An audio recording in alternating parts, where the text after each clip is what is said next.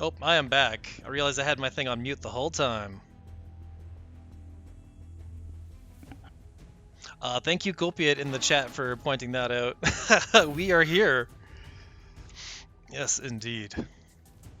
So Captioner, I guess, was capturing at least some of it, but hey, I have a voice, might as well use it. Lefthook with a pretty cool skin. The Rogue Legacy style. It's got a really good running animation. MushyMango has created an extra mana spring for himself that you can pick up now. Although the 5-drop option is probably going to be Portal Guardian and the cat, or Portal Guardian and a Dream Shaper, or try to steal these orbs might be a better play. Because if a whole bunch of stuff comes down, this Tempest that Lefthook is holding on to can just clear it.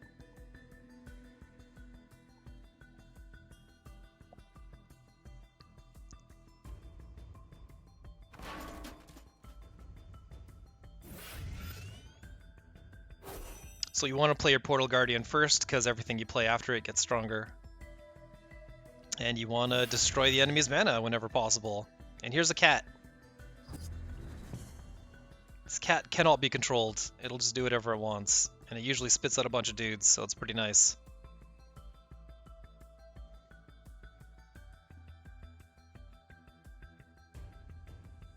Lefthook is just going to hold on to his Tempest and then use it to counter that. This Blood Tear is really nice too.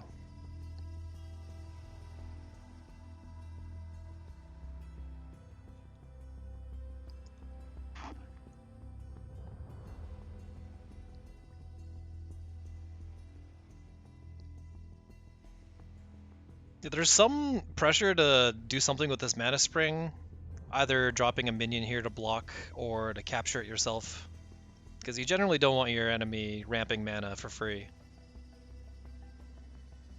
So we might see something like an Arclight Sentinel put there. This Portal Guardian is gonna go out of control though. There's not a lot of options to take it out, that we can see at least.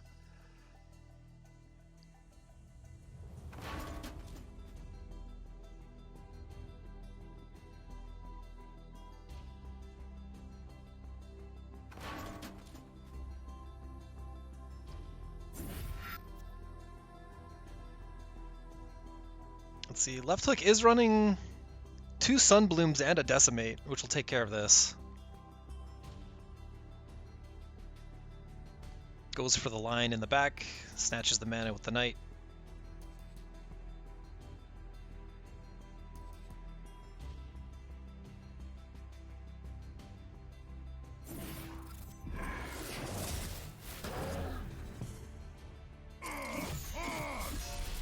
So chip damage on the Portal Guardian instead of going for the cat, because if the cat was taken down early, then these dervishes would have a turn, which would be really strong. But you can just let Pax do its thing.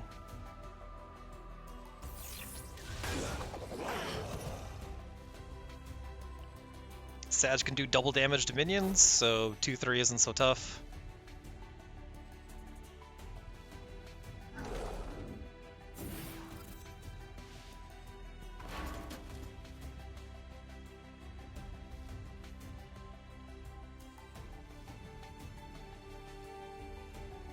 Don't see a lot of Arid Unmaking cast.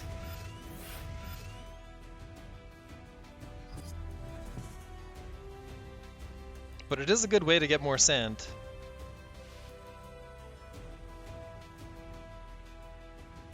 MushyMango, of course, with the ultimate sand spell here, Cataclysmic Vault.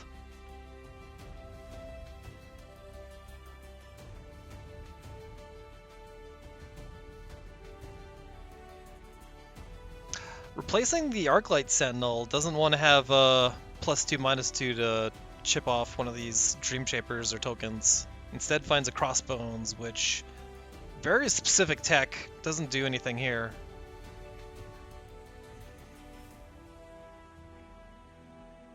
He does have enough mana for a Holy Immolation.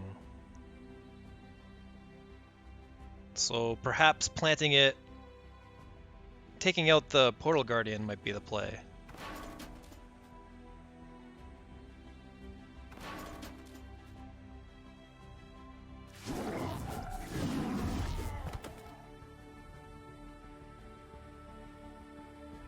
Because then that's enough mana for a roar.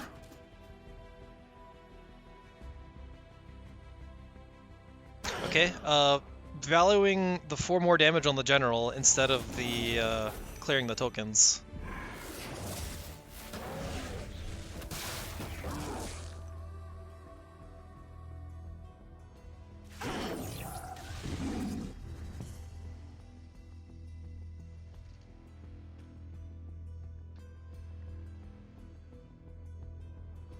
Face is the place, and one more turn, MushyMango's got some good options. This turn's awkward. Except for being able to blast with a sickle. Hold up, Wildfire Ank here is pretty incredible. It's basically the perfect artifact for Sag. It enables all our plans.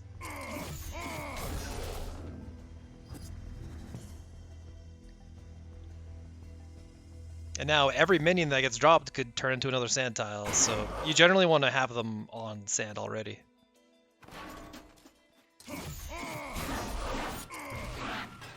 Lefthook with the yo-yo and the slash. It's got to close the distance because this blast doesn't care about distance.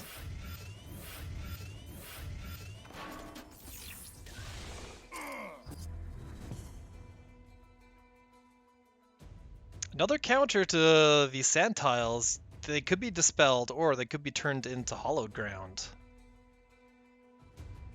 Probably going to want to do one of the two.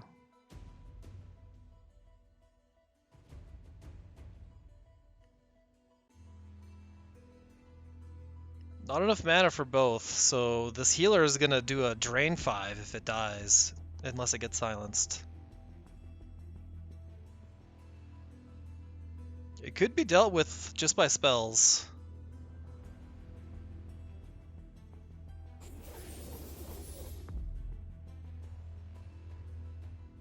Pretty good spacing, ensuring that there's no good way to silence this minion and get rid of a tile. At least not by this. A Lightbender would still be really good.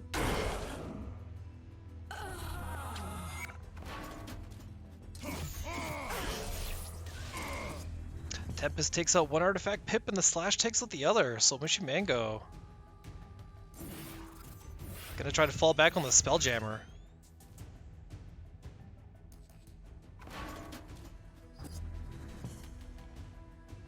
And draws a Monolithic Vision. That's really nice to see when it's late game, but he's gonna need some options for next turn.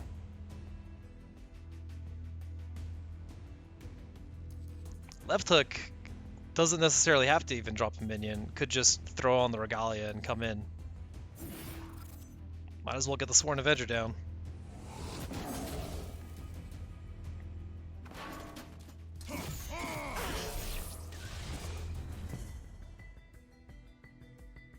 One turn off Monolithic Vision. And he draws a cat.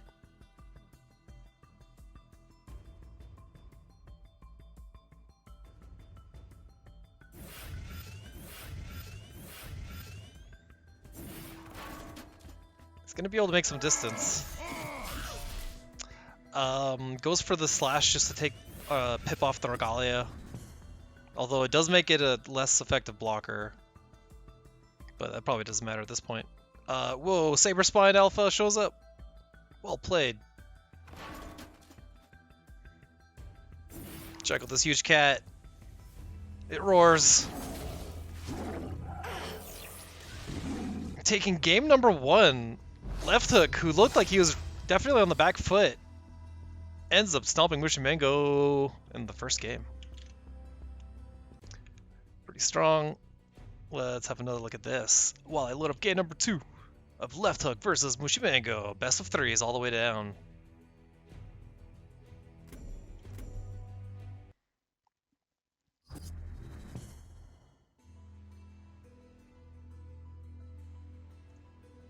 MushyMango's now on the mech deck. This thing did some really cool stuff with Echo Deliverant and reviving stuff. Replaces and finds a turn 1 Shivers. This is really nice because you can turn into a 5/5.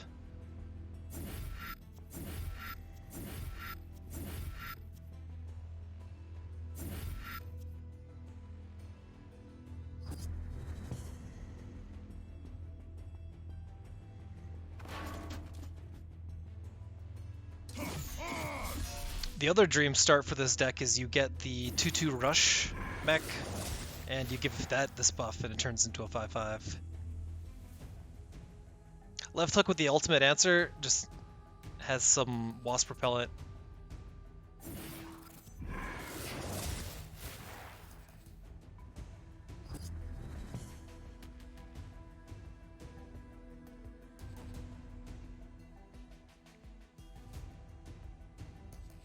No plays for 3 mana. This is a full pass for MushyMango.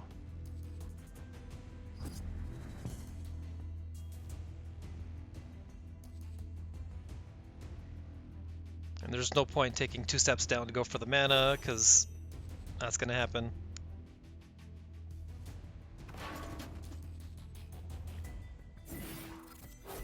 So it is possible to mark a Solitude one of these walls, and then it just turns into a really good provoke minion. That's not an option. Maybe it's time for a Solitude to get swapped out. And finds another Spelljammer, which is going to give him a lot of options for the next turn, but the Tigris is going to be chucking spears. I like the full backline here, because then Argeon can't get a slash in, so the Tiger here isn't going to make another cub.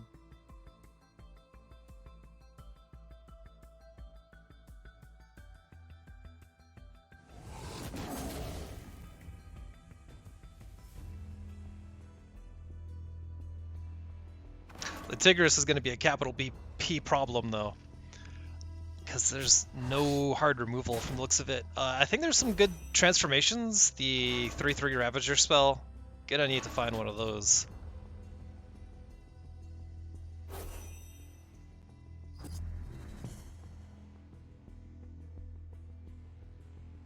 This Rust Crawler is pretty nice to deal with the Regalia, but it's a pretty sad only play. Hailstone Prison shows up. That'll stall a Tiger.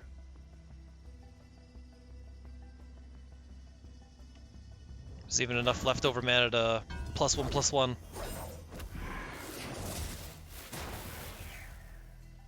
Goes for the Blood Tier. I would have actually ran to the corner and put the Rust Crawler up front. MushyMango's got a different formation in mind.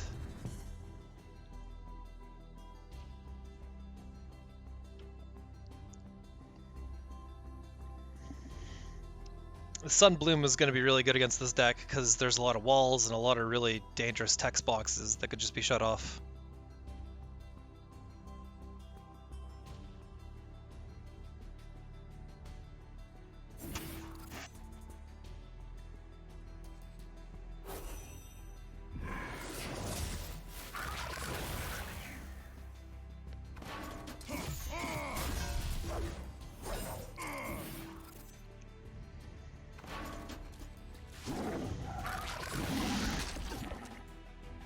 So with this deck and Zuriel here, you can set yourself up for some kind of resurrection play where anything you play this turn dies, and then the turn after you get it back. Not being able to double spell, though, really hurts that plan. Best bet is...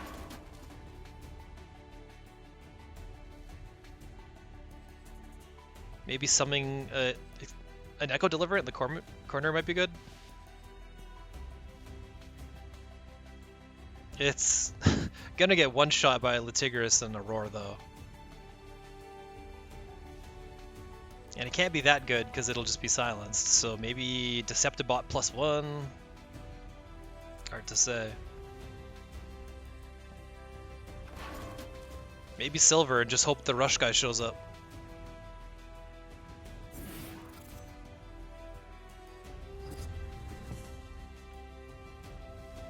Yeah, Deceptibot's pretty real. Threatens, or it at least asks for real removal.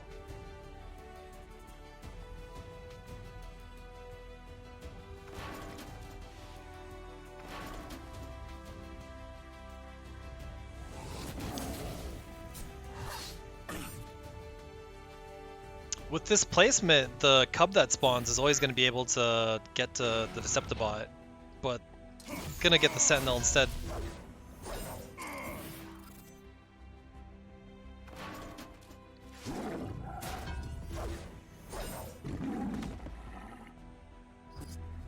MushyMango on the back foot. Zuriel's here, but a tiny resurrection awaits him, so it's not the greatest. Gravity Well could potentially buy a turn, and Deceptibot could come down on that turn too. That may be good. But there are so many good options for Lefthook.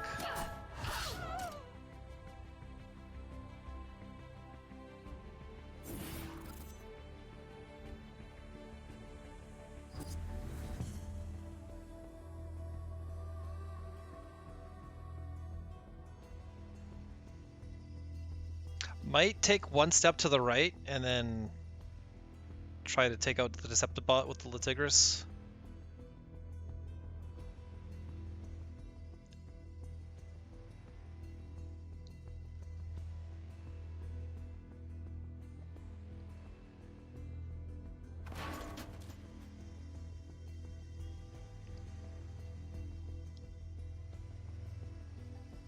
The point blank Latigrus. That means it's time for the Holy Ammo burst damage.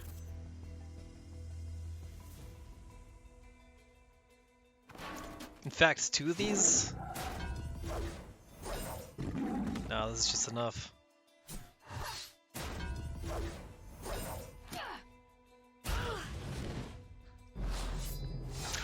Lefthook going 2-0. Strong stuff. Well played, well played.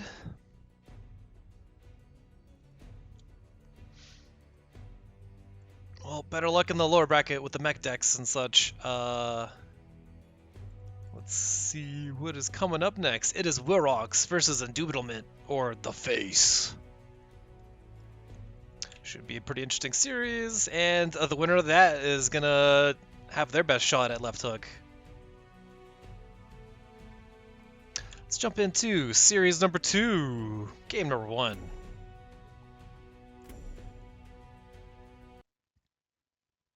And I do have the other Wirox replay from the previous round that I thought was corrupt, but it was just off by like 1,000. We just had the wrong number. Replay for a game that didn't exist yet. Wirox is here with Sif. A lot of golems. The Razor Crag is pretty spicy.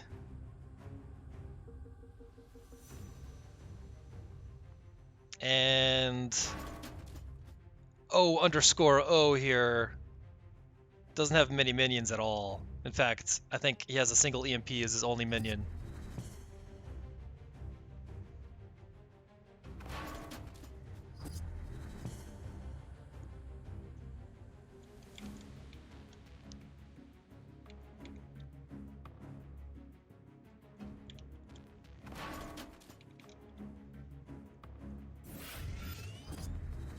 Point blank Portal Guardian in the face. This minion is so tanky.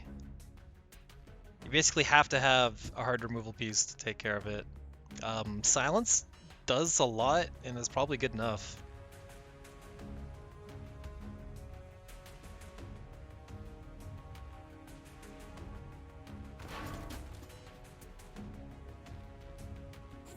Sunbloom.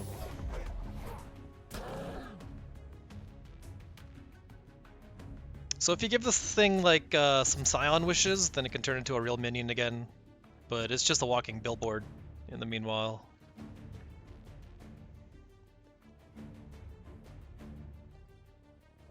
Uses the stun, so Wirox cannot just ramp up. Pretty cool beam shock.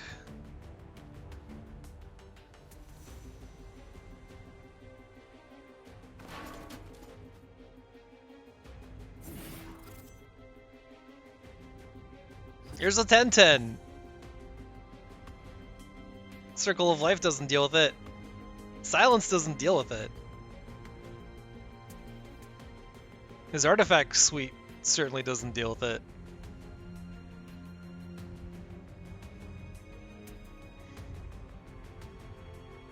He's gonna have to hope he gets Martyrdom, basically.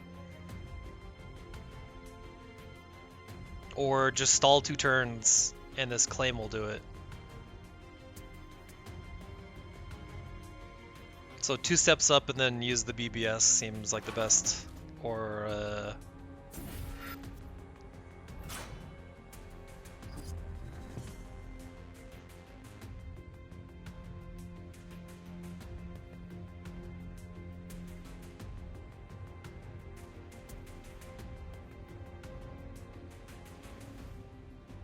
Wirox could really use a Sand Swirl Reader right now to take care of this Zeal minion. And then this Razor Crag can come in.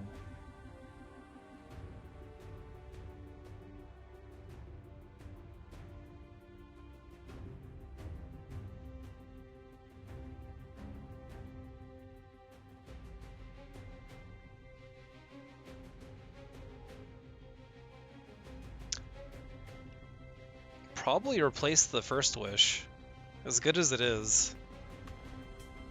Or just attack it with the Razorcrag Golem, and that's fine too.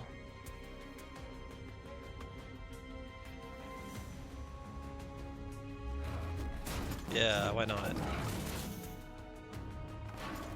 And then Dream Shaper opens up the options. Hey, it's more stuff.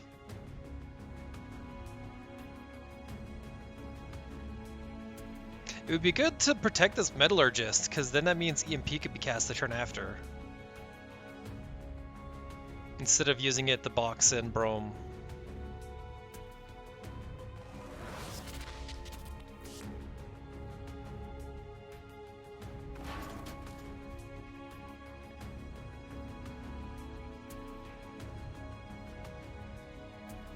Probably summon it right in the middle of the map.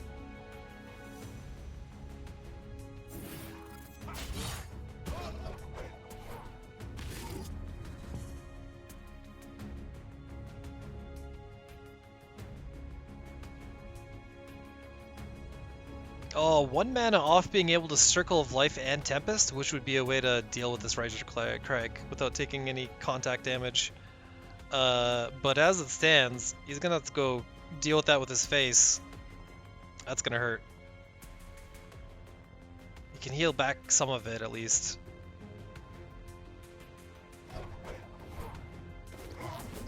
Okay, going for the 3/3 instead. And just gonna stun the Razor Crag. That works. More removal will show up, right? This is a wizard deck.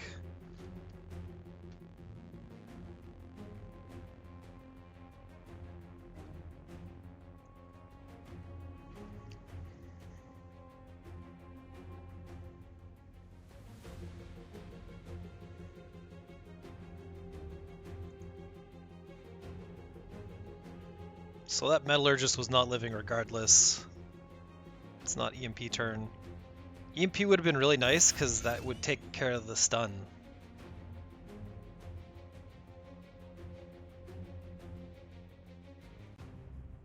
Drops a Portal Guardian, which is going to be really explosive with these Sirocco's, because its attack goes up by a lot.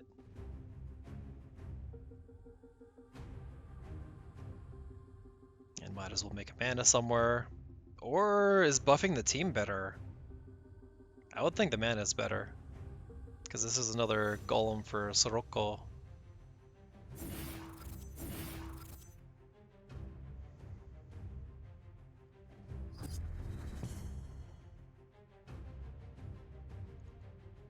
As a Decimate, that doesn't function. It'll kill 2 small minions.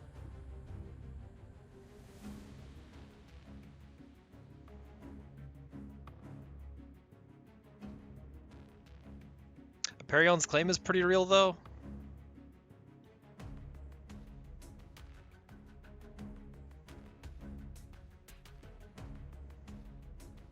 These bracers are about to fall off already.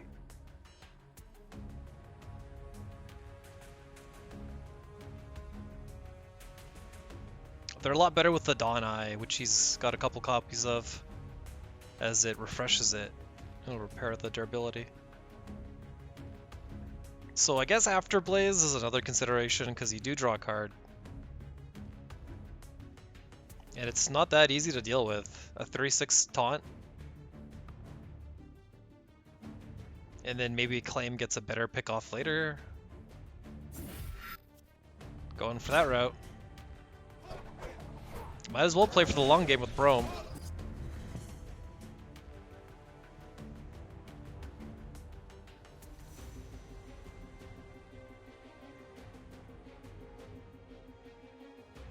Dream Shaper is always nice to see. EMP turns off the Portal Guardian, so it's not all upside. It's probably still worth it. Maybe. Maybe not. Maybe just Dream Shaper card draw with Oasis afterwards is good.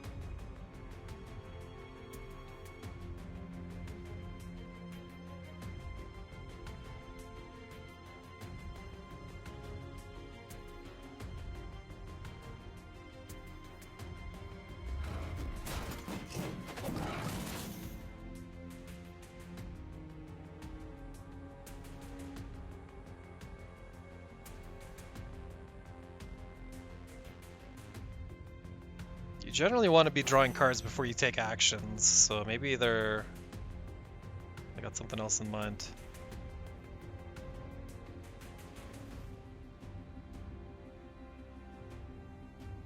Already used up the replace.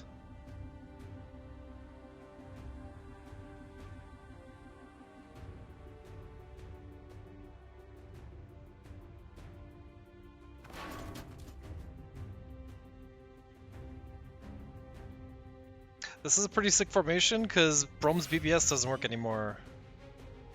It is Soroko time. And everything is tough.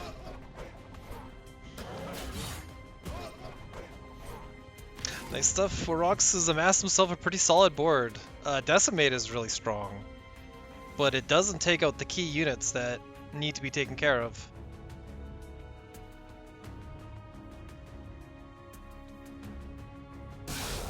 Claim. Necessary triple kill. 2 steps backwards, because if you go on the healing tile and get greedy, you just get smacked for 10.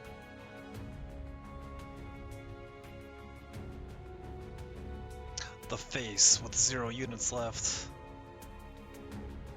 Decimate's gonna be a pretty good haymaker if this formation gets weird.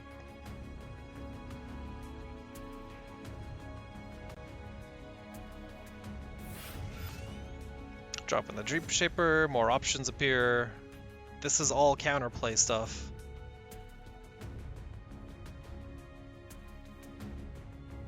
Soroko is a lot of forward progress though, but it might be too greedy to drop it now because a Tempest would clean it up. Which we see the face has.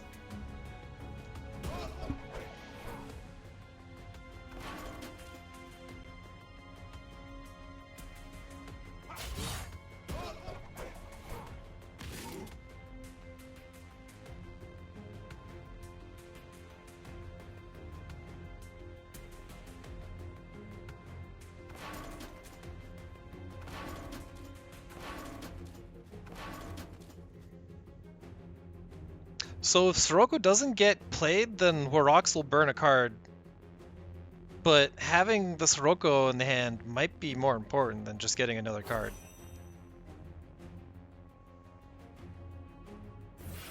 Oh, never mind, we're going right in. Oh, it doesn't move the Razor Crag Golem. Hold up, that makes it susceptible to Decimate.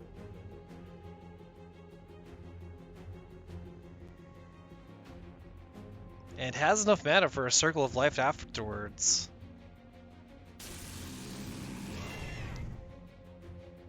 Yeah.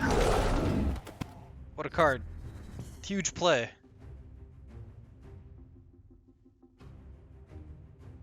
Wirox with his hand of counterplay. Oh, finds another 10-3. Replaces the card that combos with it, unfortunately. But having a 10-3 is... might be good enough.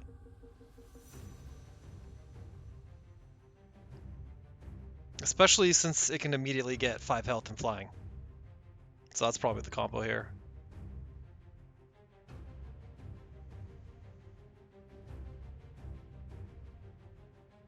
Although putting that many eggs in a single basket means that they just get smashed as soon as this claim is played.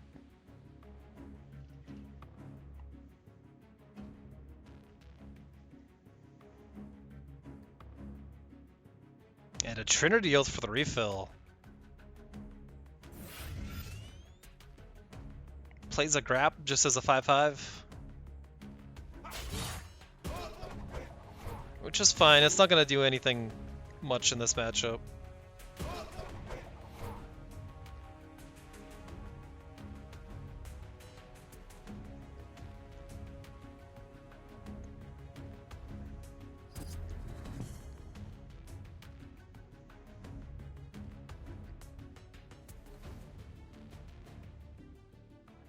Back-to-back claims seem like decent plays. Now I can get his regen on.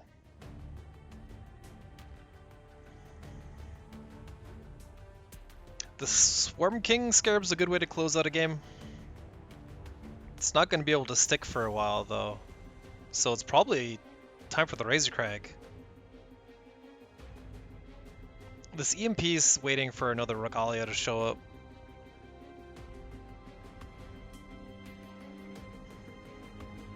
Blood of Air doesn't do anything.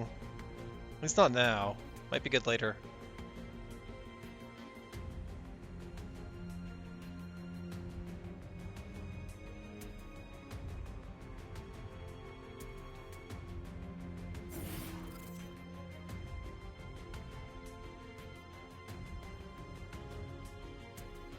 Diagonal step left, yes! Here we go, the flank. And then 7 mana. Is it just EMP time? Just get a 7/7? Nah, Scarab in the back. So these minions can't both be dealt with a claim. Gonna have to rip the claim just on this one unit though, because it's that deadly.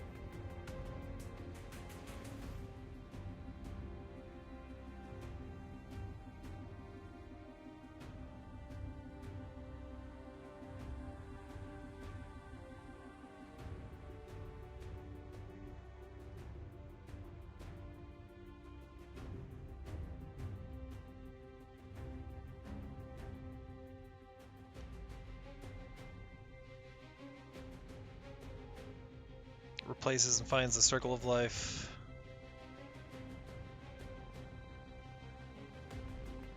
Which is not quite enough. This Swarm King is a little too tanky. Would also have to go in for Slash, which is probably the play. That's 5 damage to the face though, so it's... keeps the claim up. I don't agree with the Regalia though, because that just gave it damage. You should have played that afterwards, because it was going to die to 2 anyway. Well, if he loses by a single Regalia pip, we know why. But EMP doesn't care how damaged an artifact is, it just deletes them. It is probably the play now.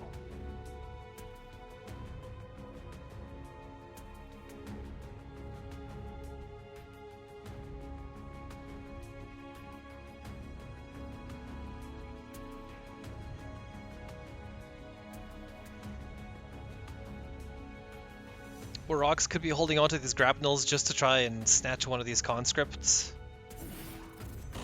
EMP.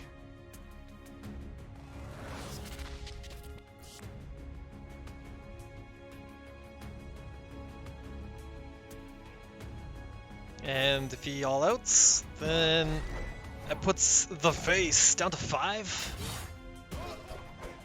Wow, finally a Martyrdom shows up. Where was that 10 turns ago? And another one? Oh, jeez.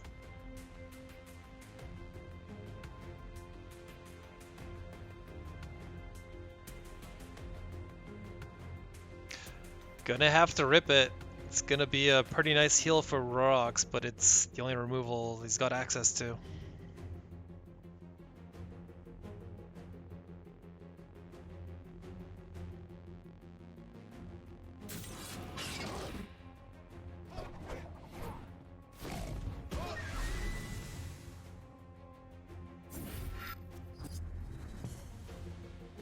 Now is his chance to get the grapnel snatch.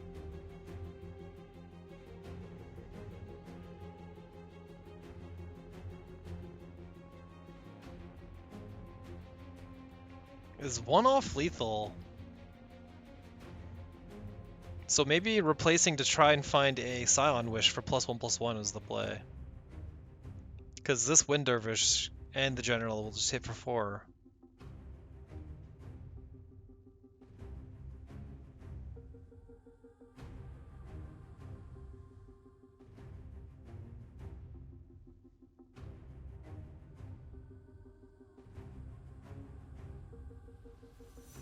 Could also use a Celebrant to delete one of these healing tiles.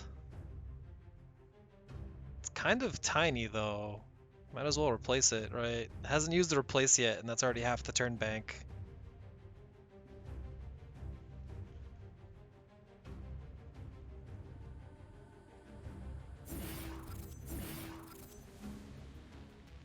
Okay, opts to tuck the mana away instead of using it to replace. And boom, there it is. 1-2 has been taken. Betrayal.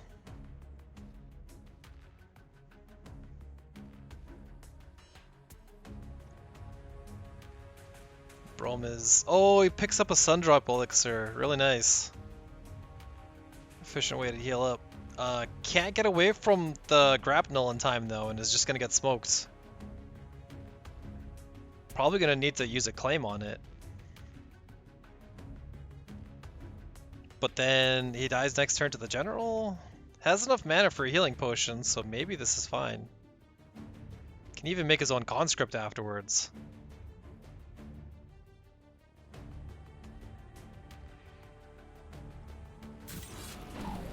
Okay. Goes for Martyrdom instead.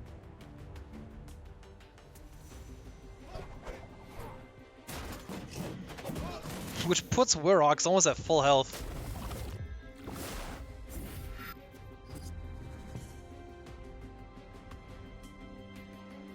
Finds one of his Donzais finally. Oh, Bone Swarm is really strong here.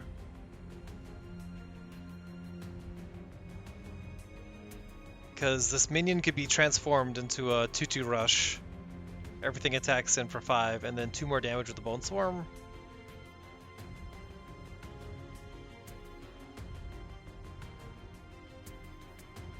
Oh no, he uses Bone Swarm first! What are you gonna Blood of Air now?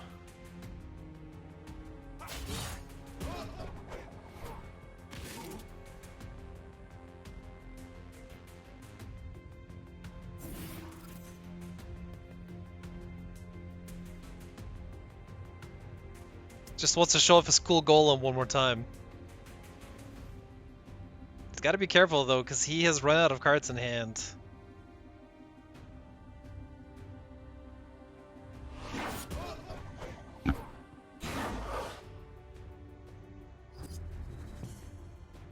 Oh, draws a Blood Tier Alchemist. What a bomb. I think the face is erased. Because Claim is the obvious best play here, and then you sit on a mana tile and go to 3.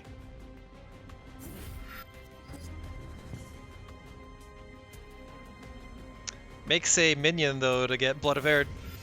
Good game, good game. And with that, Wirox takes the first game against the face. Took an extra turn, but we got there. Got some really cool moves in with the Golem, and we're only on game number 1, so let's go to game number 2, starting in now.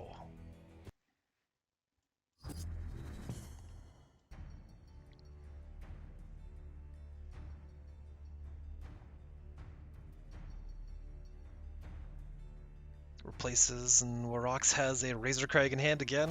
Might be a similar game. Pretty fast start. Celebrant turn 1. Dream Shaper is back up.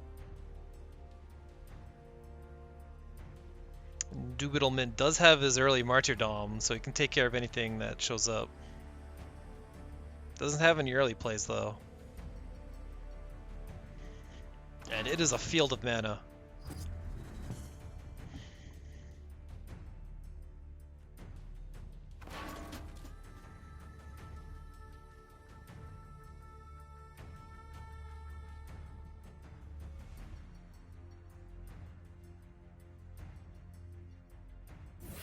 Yeah, Portal Guardian is pretty nice to get down early.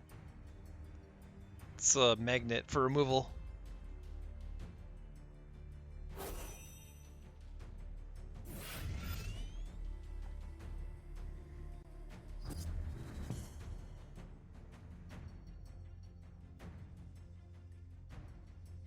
Wirox making a nice wall.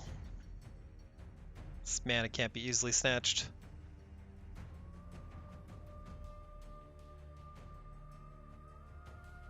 Multiple Razorcrag golems in hand.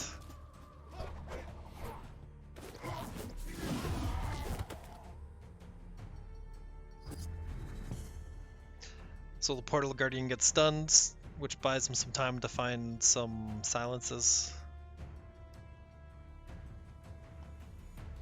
Wirox could come in with another Portal Guardian. Too many things to stun.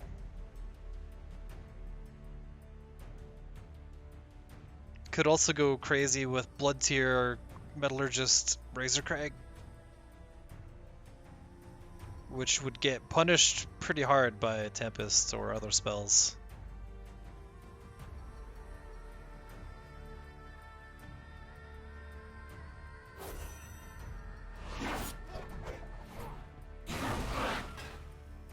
Yeah, generally if you're playing around Circle of Life, you're playing around everything. So the play is to keep the Golem until you can buff it up, like with the Oasis. Okay, 2 Blood Tears. Goes for the Regalia Cracker play. Because Regalia might be the best equipment. I don't know, it's pretty cracked.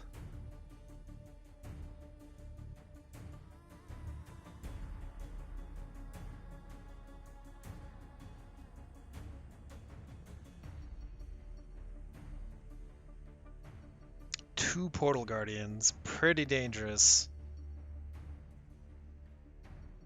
Silence minions in a 2x2 would be the perfect spell to have. But the face cannot replace to find it. Gonna have to make do with Martyrdoming, the big one.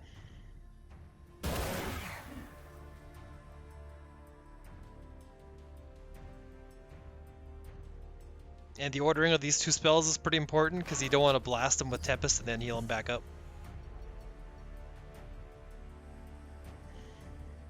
Oh, now draws the silence. Well, that'll still be useful. Not against these 10-3s, though.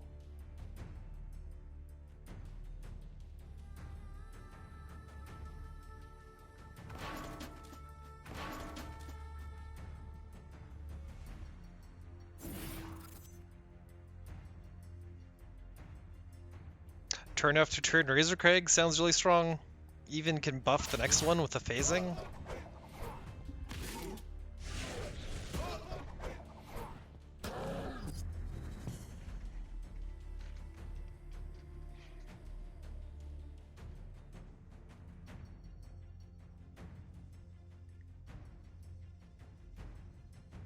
So Lasting Judgment deals with the Golem perfectly.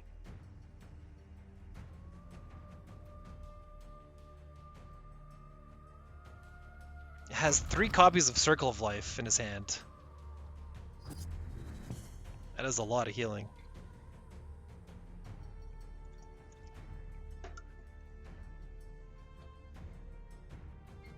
Although 1 Razorcrag with 1 buff, that's all it takes.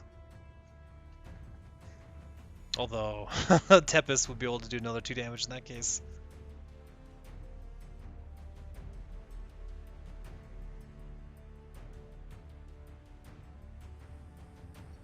I would think Wirox would want to play this Dream Shaper after dropping one of these golems to try and find some way to buff this Razorcrag.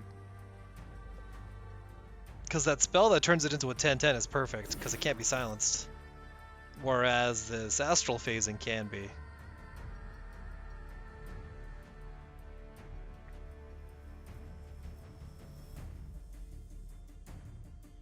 And then maybe the Metallurgist gets replaced on the next turn.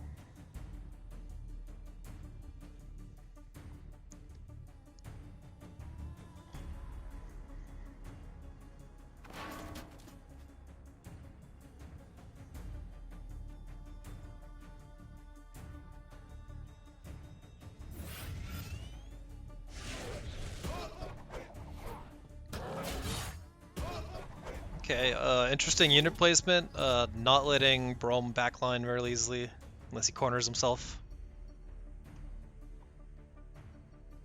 2 sets of Afterblazes. This Tempest is going to be really nice.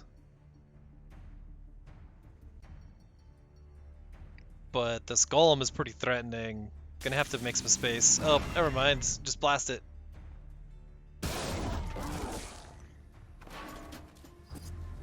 And then the push damage, he can Afterblaze one of his 1/2s. Wirox with a handful of buffs.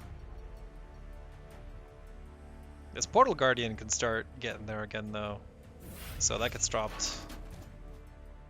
And then maybe a Metallurgist above to lock out the mana tile. Mana doesn't really matter much anymore.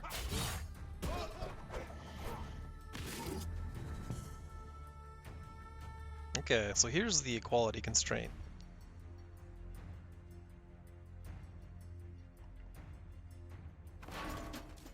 Nothing to use it on though. Gonna draw some cards, make a 5/10. This 5/10 is not the easiest thing to deal with.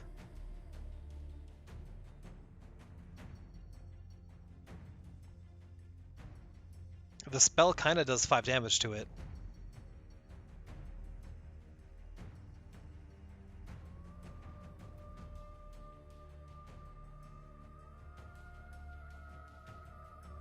Probably gonna want to find an EMP to take care of it. But EMP would turn off the Portal Guardian, and that was card neutral for the face.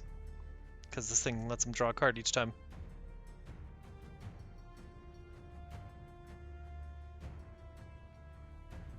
And has 3 silences in his hand. This Portal Guardian's not doing any damage.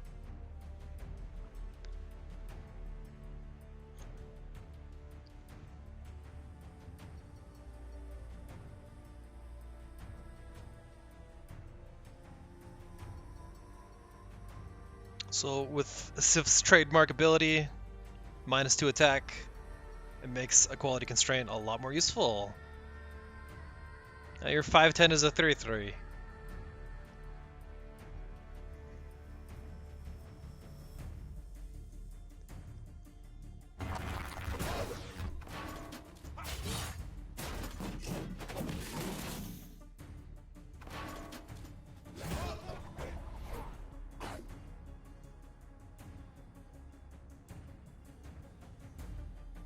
So the face with the life disadvantage, but the hand advantage.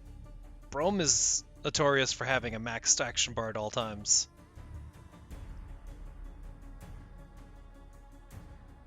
And these are a lot of good things. Could rip out a stun, a silence, a +4 damage artifact. Goes for some healing.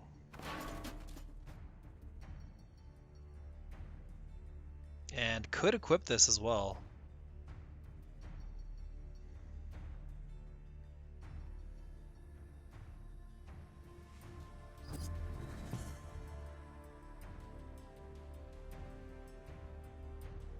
Oh, Swarm King Scarab?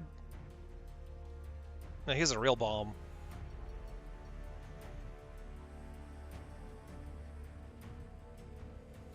It's gonna get bopped by Silence or one of these removal spells, though.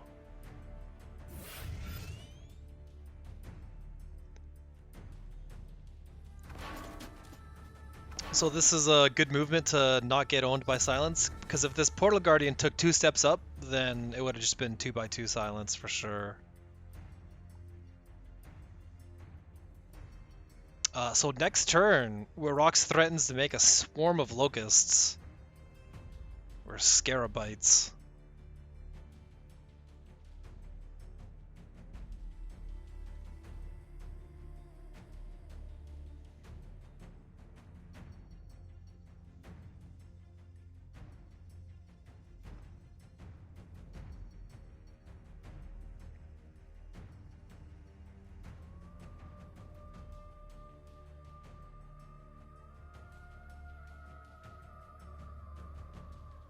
So Wirox would love to cast an EMP.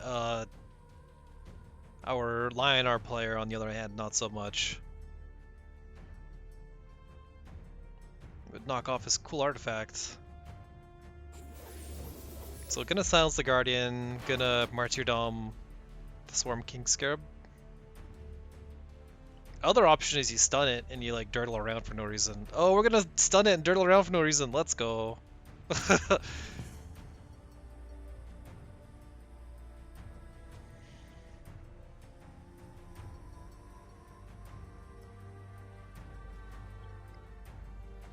Soroko's got a pretty big army with him though.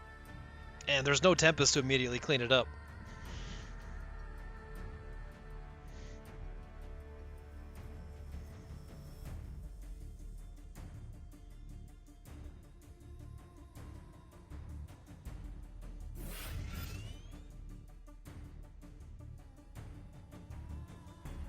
This is so many dudes, and this is a really good spawn too. These are really close to the right side.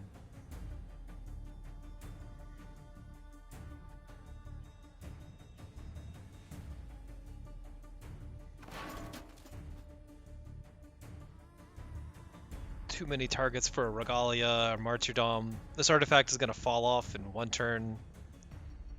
There is a replace though that will solve this whole board. Let's see if he gets it.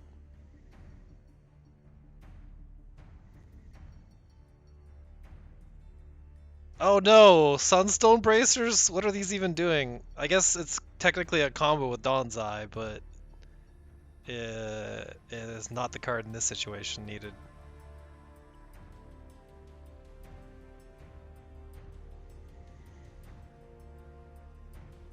Doesn't have a mana tile to walk onto to be able to cast an EMP and then immediately destroy it for health.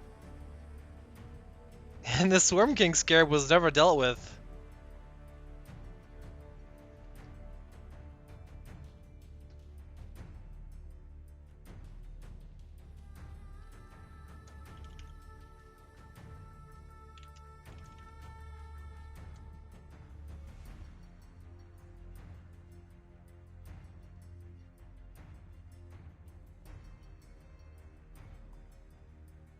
It seems like it is just curtains.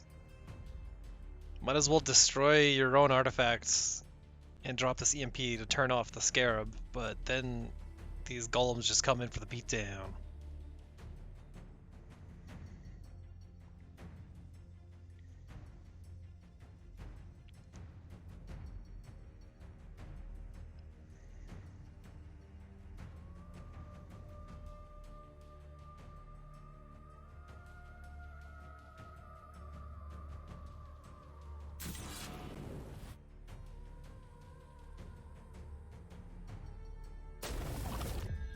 So with the Martyrdom and the Healing Potion and the Provoke dude, he may have bought himself another turn. But we can see all these Blood of Errors, and even this Flying buff that Wirox is packing. So one of these golems can just come in.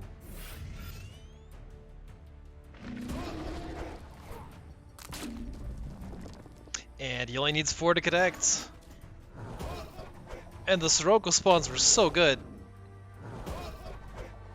And Tempest did not show up the second time. Needed to keep replacing to find them and then just hold on to them, I guess, until this guy shows up.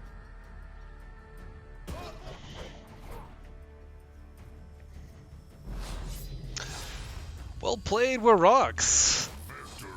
Without his hater to stop him in this tournament, he seems unstoppable. And condolences to the face. He's been sent to a different place, the lower bracket. You can specifically see where everyone's going to be landing based on what Chalon just calculated for us. And we are on series number 3 versus Agent Cypher 19 versus Skitter. So we're going to be starting with some Magmar versus Abyssian. Let's take a look.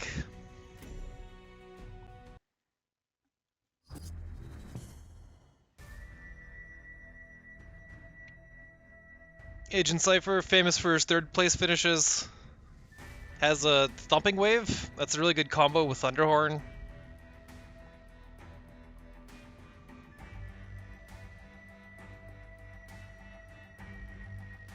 Skitter rocking the creep package with Abyssal Noble and friends.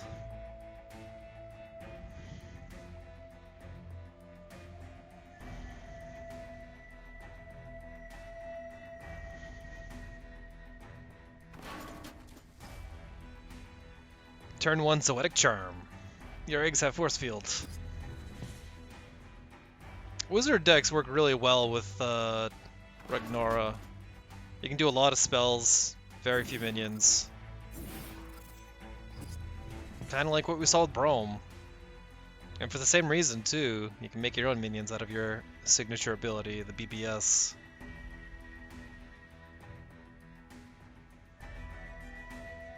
Pretty good first turn for Skitter being able to snag the middle of the map, because now either of these mana can be taken.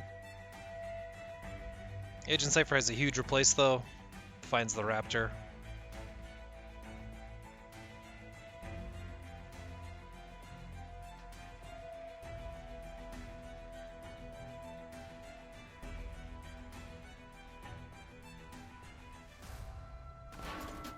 Gonna fade away to protect his artifact, because this horde of units can just smash it in a turn. Probably just gonna drop a Erratic Raptor.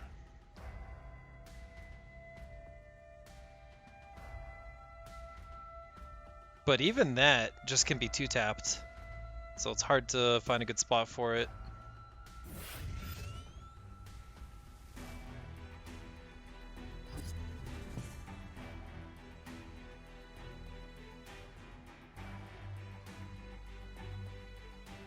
Silhouette Tracer really nice once you've got the Ghost Azalea.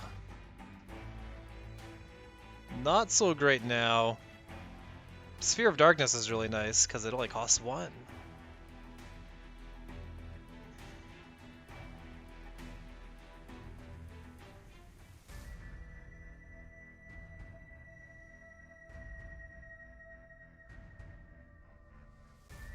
This is a pretty necessary artifact when you're fighting Cassie, because she can just ping things for 1, which is the strength of the eggs that come out.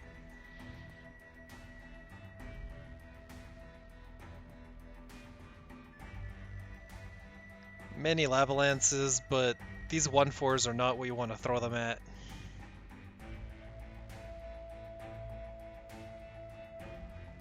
Thumping Wave is a pretty good way to deal with a Abyssal Noble if that ever gets cast.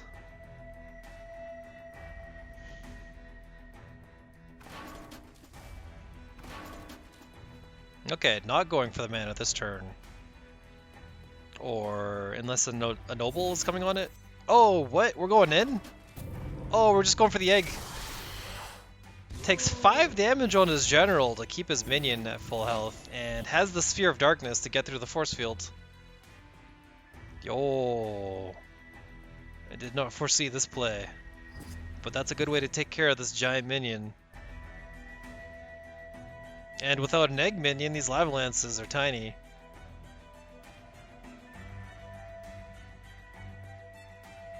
Yo, what can be done? I guess this Thumping Wave has to get tossed for something. Rage Binder, maybe? Lava Slasher will be nice next turn, but it already feels like it's too late, because this artifact's coming off the next turn.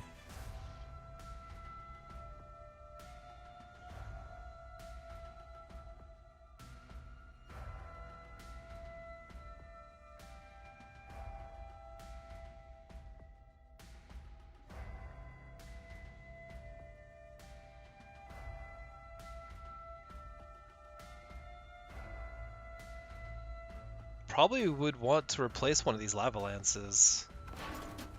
Just lay an egg.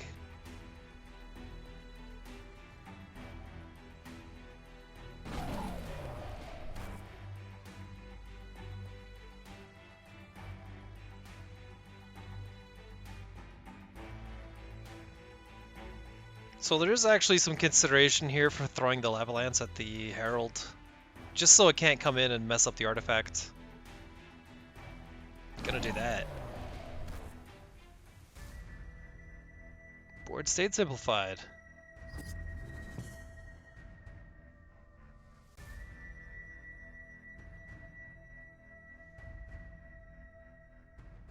Oh, Mentor here for the double ping is actually perfect in this situation. Because he gets through the force field.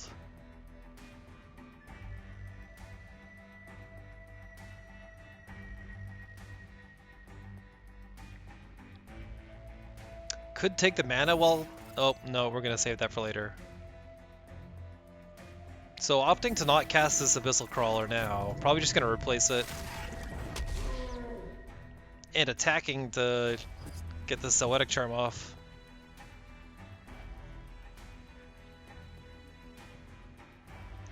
Agent Slickfurs. Kind of. He's got his back against the wall. What can you do here? Lava Slasher is usually great, but it can't find a kill. This Mentor was placed in a really nice spot. And Silithar is too tiny. And this Thumping Wave is just being held waiting for a Noble, or something worse.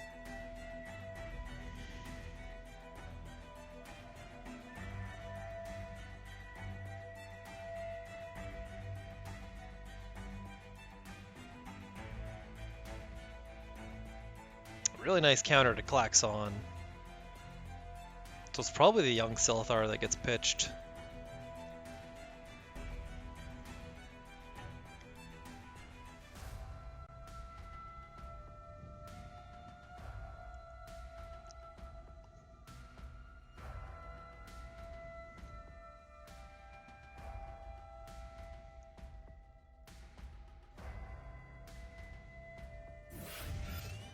Okay, never mind. We're gonna play the Silithar and keep the Lava Slasher in hand. That's probably better. Wait for Lava Slasher to actually be able to get this Mentor or do some work.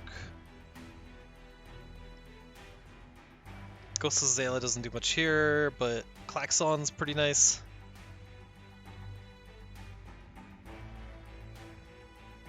Another option, Skitter could take this mana, drop the EMP.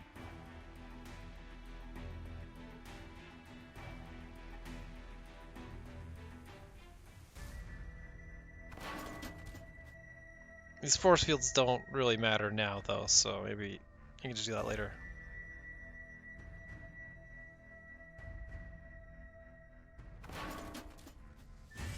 The Abyssal Noble. One of the must-remove creatures, because it's just a factory of units. And it's too big for Plasma Storm, so it's going to probably turn to some Bunnier Rabbits.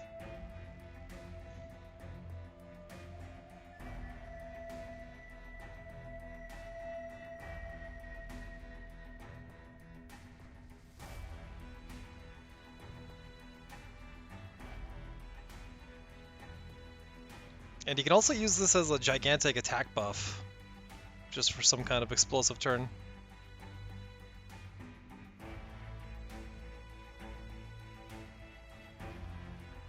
He's gonna want to find a second copy of that spell though, because more nasty creatures are on the way.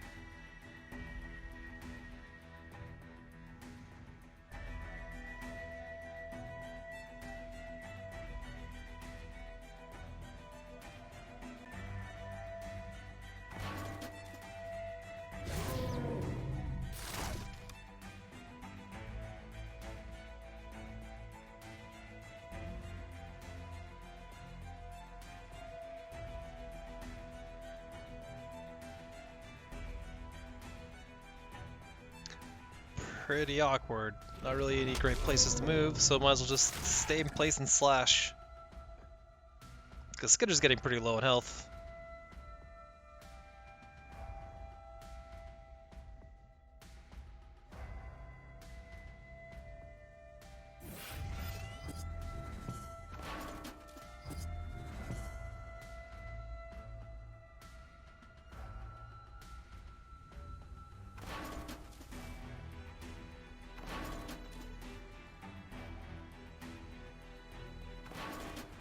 These are all such good minions. What the heck? Skitter's action bar is incredible. It has a lot of minions to be able to fall back on, so it can just run to the right side and chill for a bit.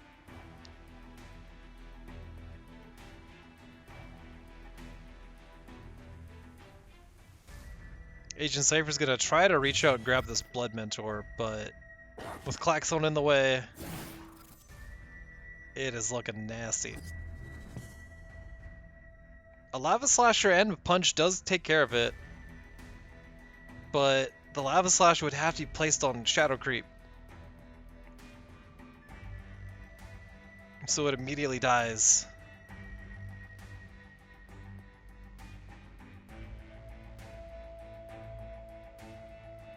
The play is probably replacing the Zoetic Charm and hoping you can transform Klaxon into something cute. Oh, 10-10 in the pocket is a pretty nice spell to have. Not the time for it now, though.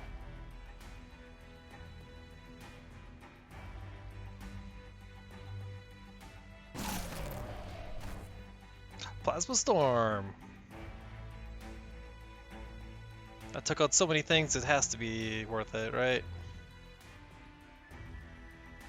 And then might as well lay an egg. Or maybe not, because it just immediately gets pinged. Well, the ping was used last turn.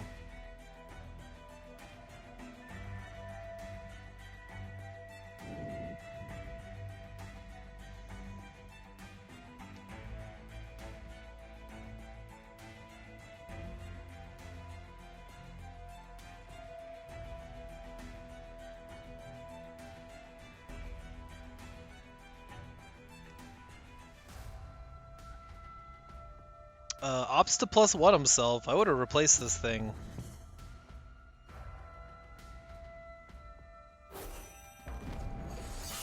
But it might be better that he didn't cast a creature.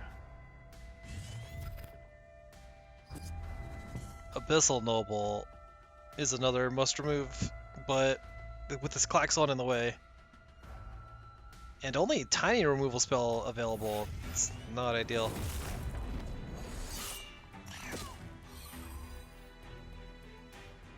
Might as well take 2 steps forward to try to punch this thing out.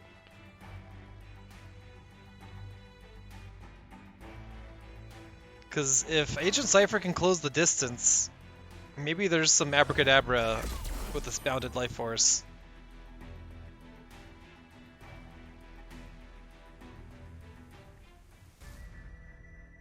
Right, natural selection, pretty sick. As long as it is lowest or tied for the most attack power can be chosen for it.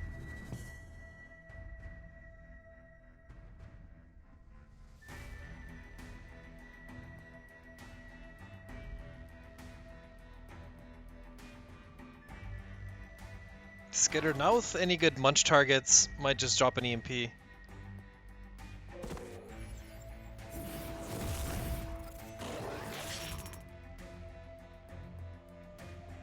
So this egg will not hatch unless something like Egg Morph gets cast on it.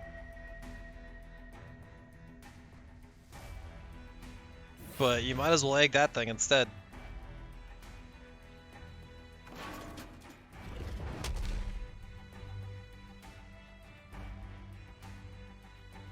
Down to a last card in action bar, and it's probably too good to replace.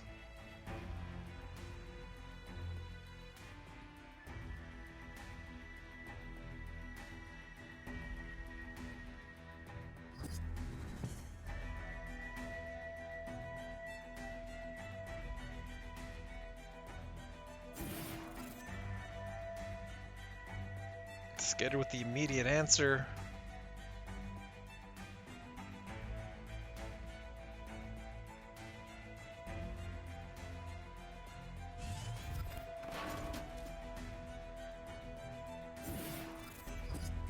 Ooze for some more damage and some more creep, and Spelljammer for the refill.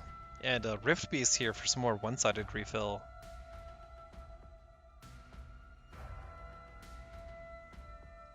Agent Cypher's string of third place placements is at risk right now.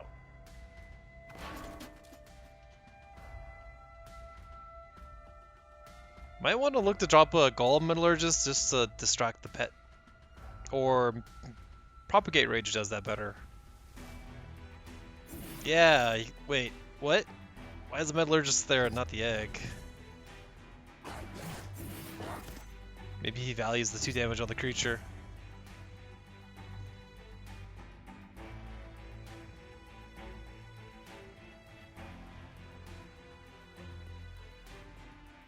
Finally finds a Juggernaut, so here's something fun for late game. It's gonna get much though, but that'll spawn a ton of units.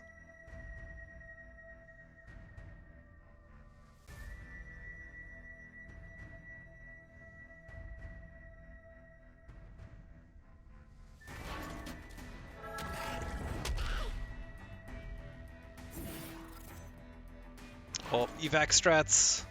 I'm out of here.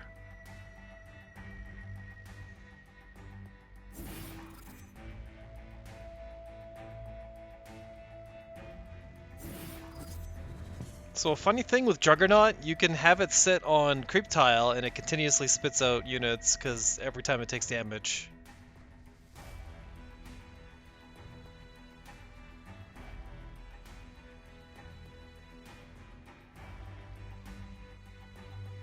There are enough units to deal with it though.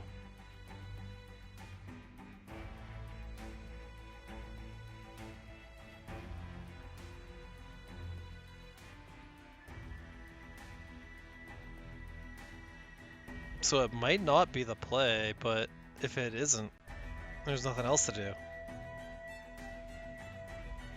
Homeostatic Rebuke, close the distance. That's something to do.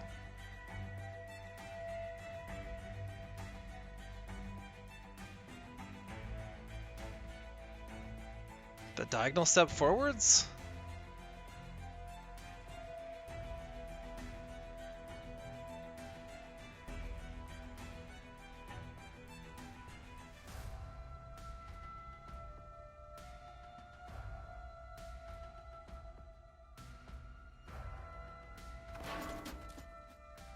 Well, that's about as good. Oh, Skitter with a huge artifact though. Abyssal Energy at 14. GG, Ghost Azalea shows up. Or Azalea. And game number 1 between AC19 and Skitter goes to Skitter. Let's jump into game number 2. And Agent Cypher has the option to switch off Rag, which is probably going to be the play, so you don't just get sniped.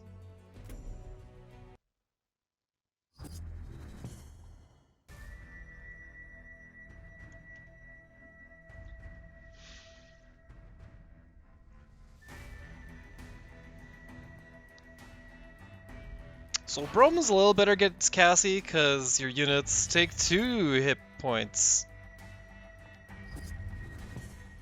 Or rather, she can't just ping them for free.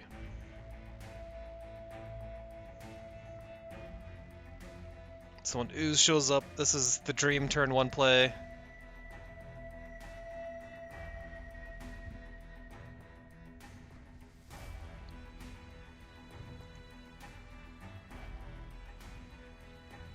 Scintilla could be sacrificed to counter it. Oh, another option has appeared. So 2 steps, or actually, maybe just playing the Bloodseer Alchemist and then playing the Tempest and then moving out would be best. Because that would generate backline creep, which is a lot easier to deal with than frontline creep, but Agent Cypher's moving in.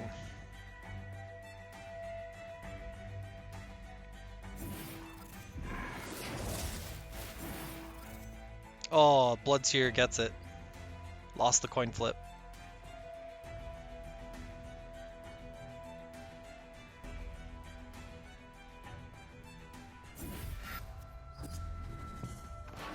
But Scintilla in the backline is probably worth it.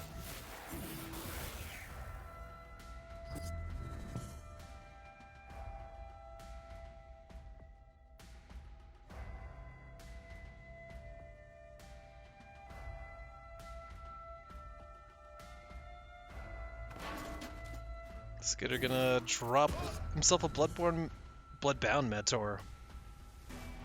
So just like it helped him cut through the force field, the extra ping will help him cut through the Lionar armor and get to those 1-2s as they show up.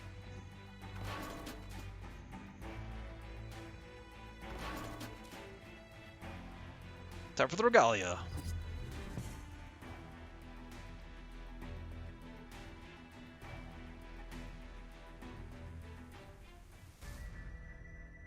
I feel like Ooze would have been a good thing to keep there, but it got replaced. Not enough energy for this ghost artifact to be any good.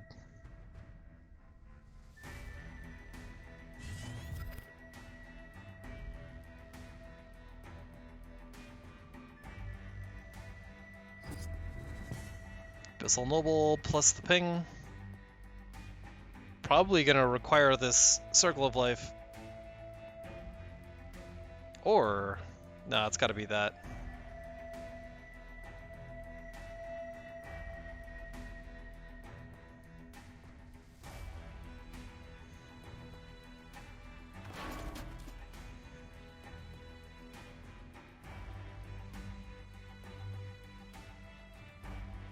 So a free slash for 4 damage, and then kill the backline dude.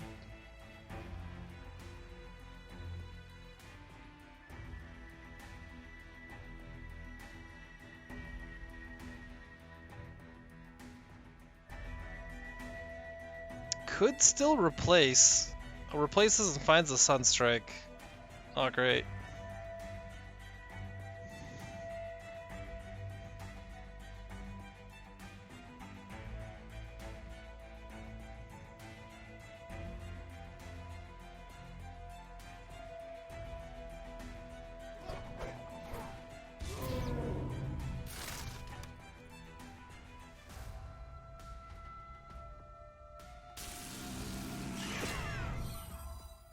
Even though that only heals up 1 point, definitely worth it.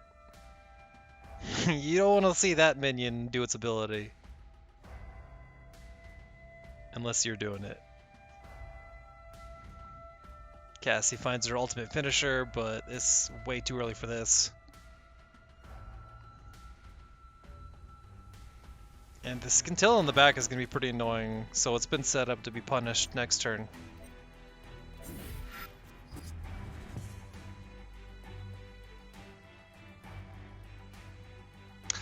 Well, this is awkward. Skitter can't really get away from this Regalia.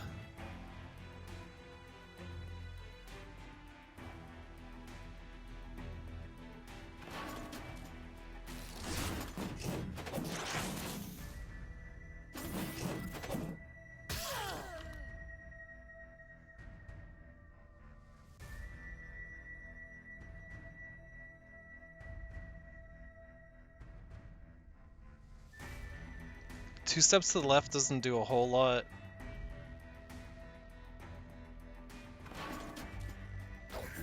Okay. Gonna try to run past.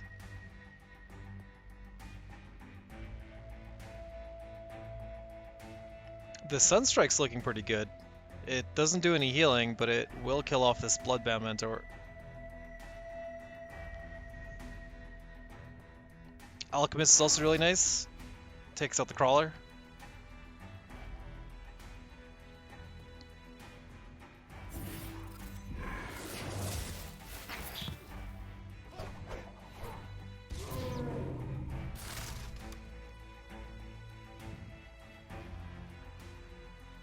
Might as well throw out the Sunstrike. Yeah.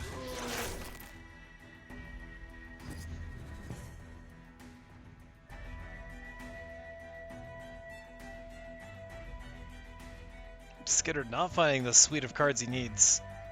These healers will be actually pretty decent.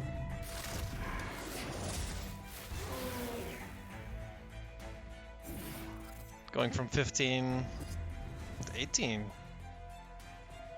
And throwing on the artifact for good measure. Kind of leaves him open to being Holia mode. Second Regalia, though. Maybe that'll happen.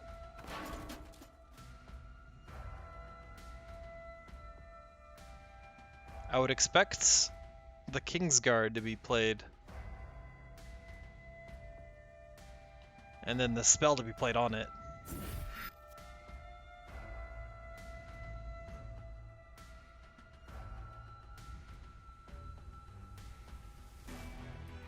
Just because that would chip away 2 pieces of this artifact, so it would surely break soon after. Other option is go big.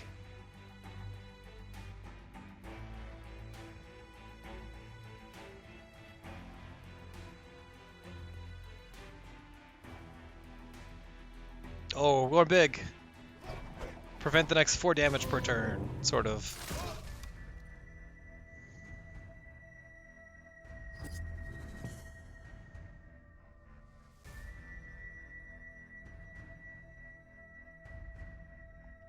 Skitter's probably going to want to cycle away his punish.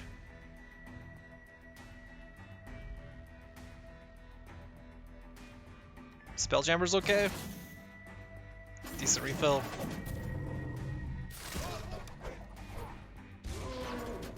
Goes for the Regalias, that's probably the play, even though now it's just 6 hit points. Necessary Azure Herald.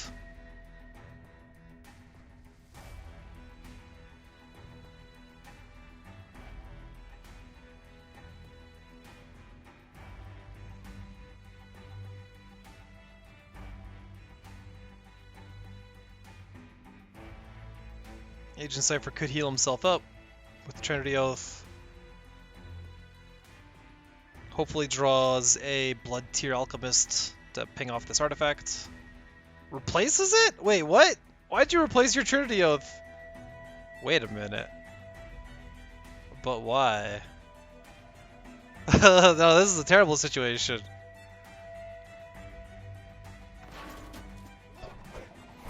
Slash. The heal 5 is alright.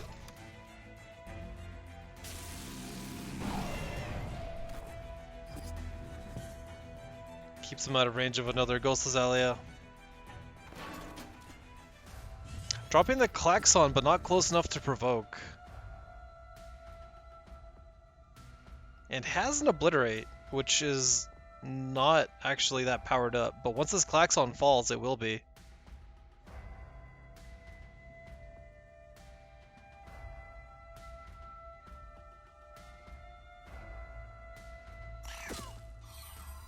Yeah, now this Obliterate hits hard. It's not lethal yet, but it's close.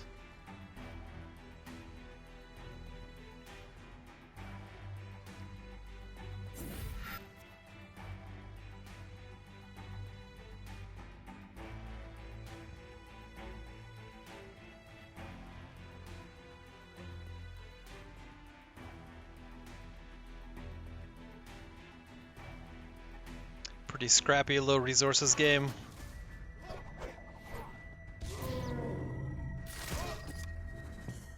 Agent Cypher sitting cozy on a regen tile. Munch, not great. Oh, ping and munch anyway. It does generate another creep tile, so that's another damage with Obliterate. But a minion has been procured with a holy ammo in hand, which means Agent Cypher no longer on Ragnora, crushing it with Brome. Congratulations on your victory. So that ties up the series 1-1 between Agent Cypher 19 and Skitter. We're going into game number 3 to see who takes it and who is going down.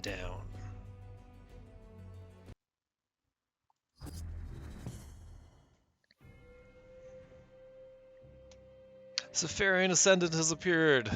Let's clutch it up for Skitter. Turn 1, he has his choice of a fragile minion or a tanky minion, and we're going with the tough one.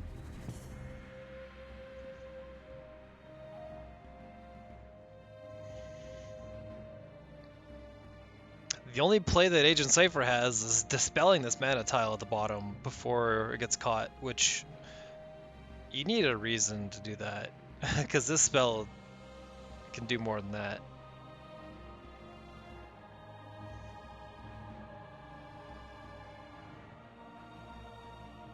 Blue Conjure is a pretty good way to get gas in late game. This is a very late game hand though. Might as well at least take a step out to even pretend you're gonna contest the mana.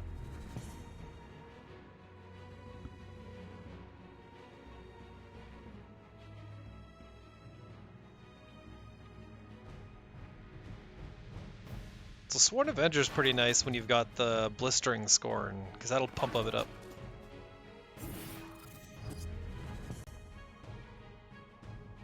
Skitter sets himself up to get both mana next turn.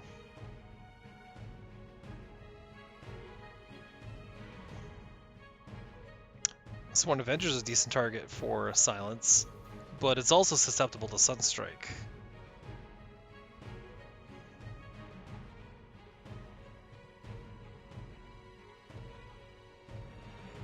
A Blue Conjurer could actually be the play, even though there's no hand space for more. Might be too early for it. Yeah, just running past the mana.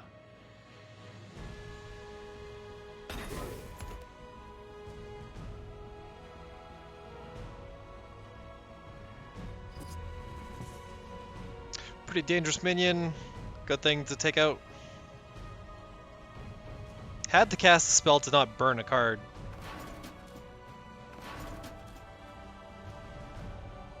Oh, 6 mana. Is it time for Swarm King?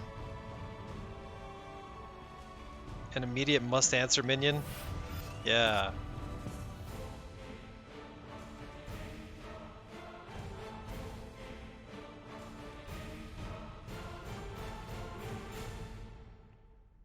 Fortunately, Agent Cypher's got Sunbloom, so it's not too threatening. Could also take a slash at it and then finish it with Circle of Life. Which might actually be better. Maybe? Yeah. Because that deals with it fully, instead of leaving a 5/7 body.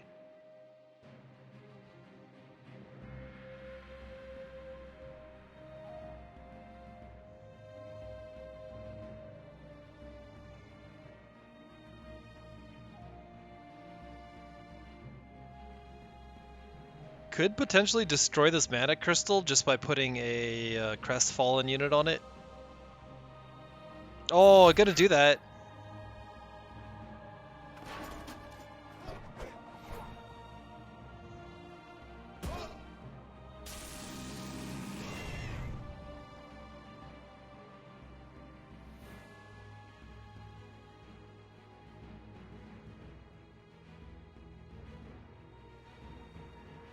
Pretty simplified board. We can see Skitter has a Cataclysmic Fault in hand, though. Just needs one more mana.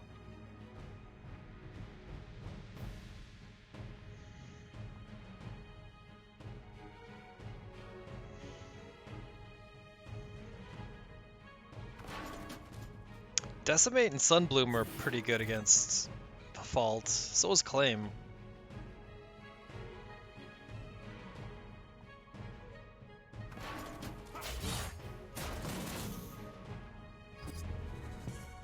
Making use of the minion at the bottom of the map to place a faraway archer.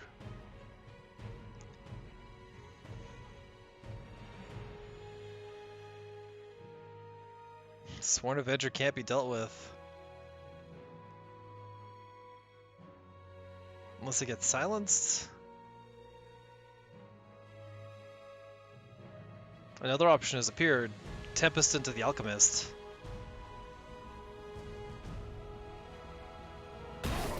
Doing it.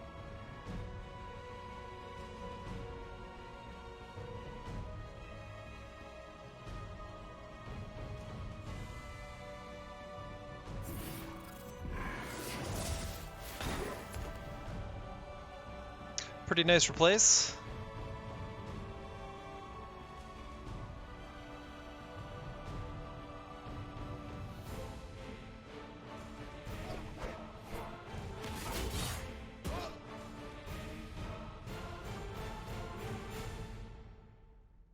Cypher might know he's on a sort of clock, so he's trading general damage. Because this Cataclysmic Fault could potentially just come out right now. Doing the diagonal formation.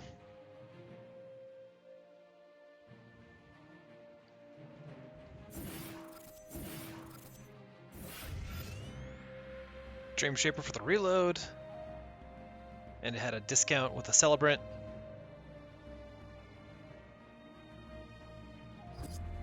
Has kind of a full hand of nothing, but has a really good next turn.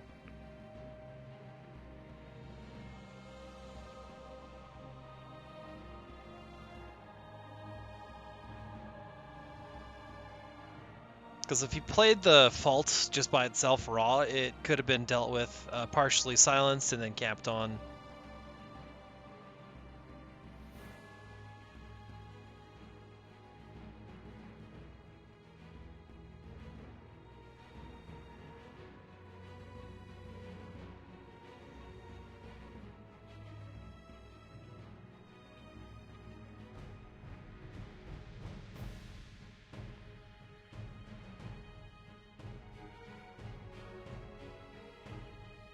It might be time for the Conjurer.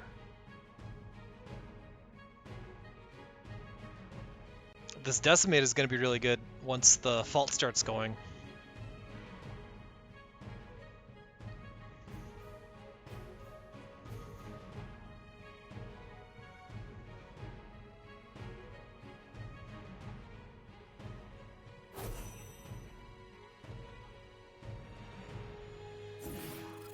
Conjurer, placed as far back as possible.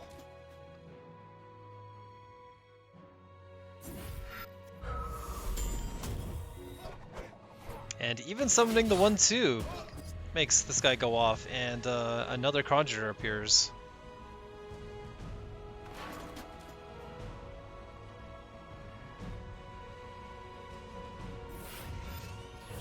Oh, nice Conjurer, I'll take it. The Sif special, you can combo with Grapnel to take things that are up to 4 power, which this thing just had.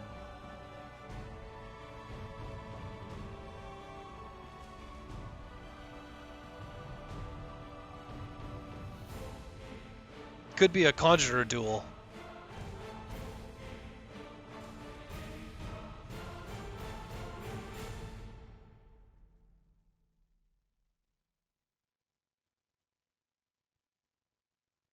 Probably gonna wanna just throw a Sunbloom on it so it doesn't spawn a ton of units. Even though the Sunbloom's gonna be really good against the Fault, the Ka.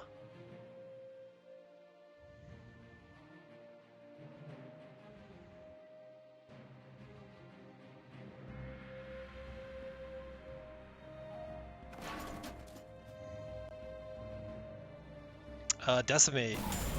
Yeah. Because that takes out all the high priority targets. And leftover enough for a Regalia.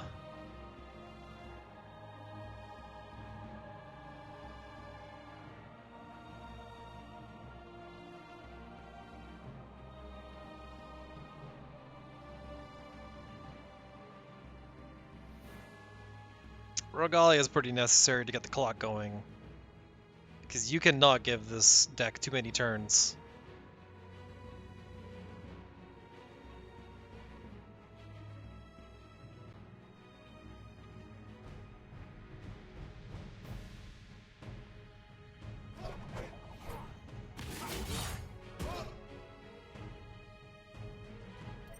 Opting to not equip the Regalia. What? Just gonna keep it. It would have fallen off immediately, to be fair, so probably better to not.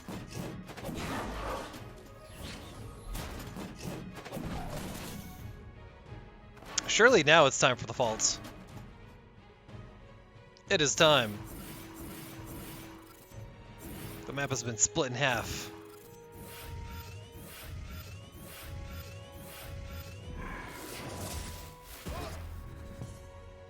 Well, this is a fine mess.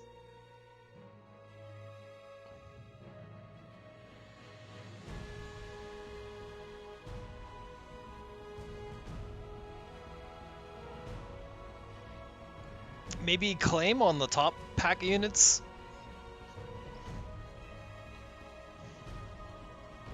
Sunbloom's pretty nice too. Could cast both, which would take out almost every single tile. Gonna do it, yeah. That seems great. Where's fault number 2?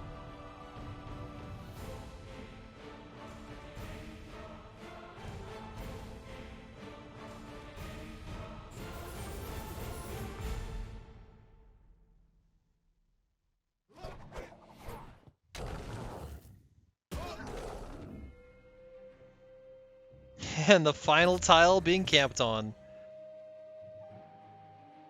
So this Ka barely gets any value.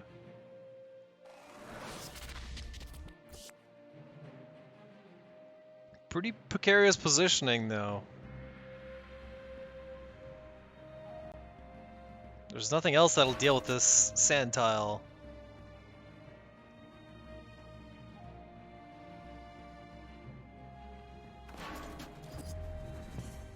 Okay, Skitter just fading, not spending mana on anything really. Other than a single Scion Wish. Really wary of this counterplay and hoping to draw another fault.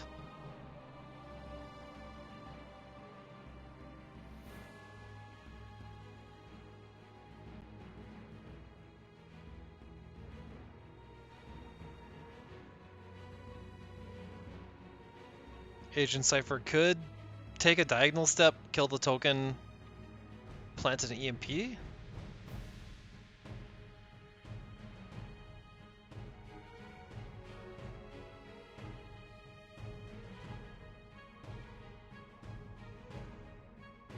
Two steps forward and pass doesn't seem that great. Because then this back tile starts going nuts. Maybe diagonal step and then place the EMP, start healing up, and then drop the Kingsguard, get a unit. That might be the best play. Could even heal with leftover mana.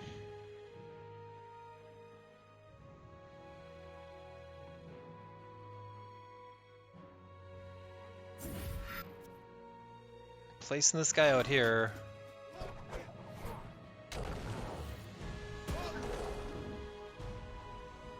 Maybe it's a Circle of Life turn?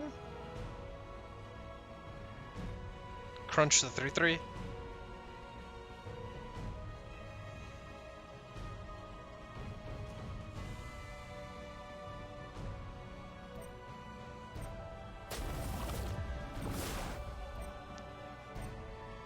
Taking his full turn. This is the first time we've seen a full turn bar used.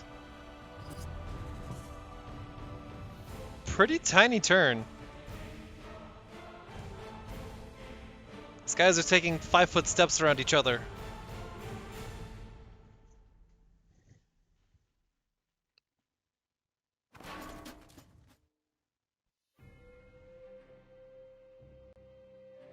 So Skitter can drop any unit and then just get a free unit out of the sand.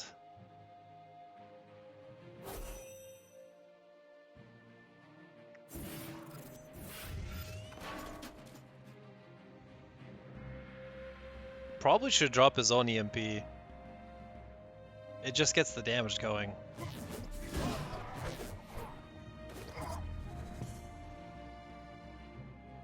One mana short, unable to do that though. Well, he actually had the discount with the Metallurgist and could have done it, but deciding to save it. Hopefully wanting to snag some artifacts with it.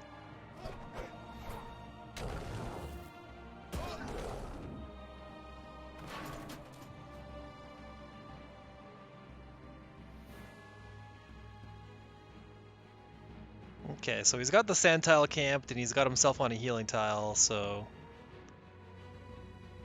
from here there's 2 lines of play. He can buff himself up, or well, I guess he could also throw the Circle of Life out. Probably wants a better target for that. Why not just pass with 8 mana? Oh, never mind. Here's the MP. 7/7 in the face.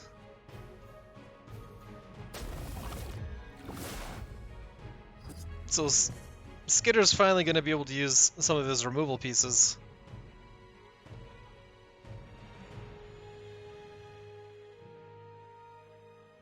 And has a Dream Shaper for a refill. So this is looking really good for Skitter. Even though Agent Cypher's got these beastly looking artifacts.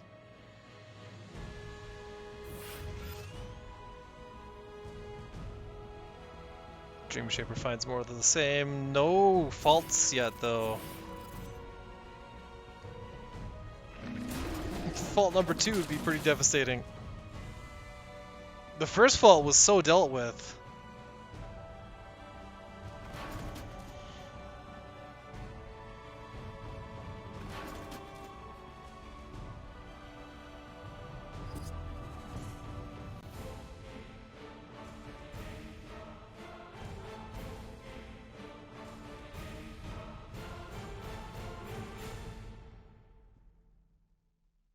Doesn't really have any real plays. Could drop a unit somewhere and then holy ammo it. Could drop a bunch of equipment on his body. Get suited up. But then it just falls off. So it doesn't seem that great. Might as well just clear out these tiny units.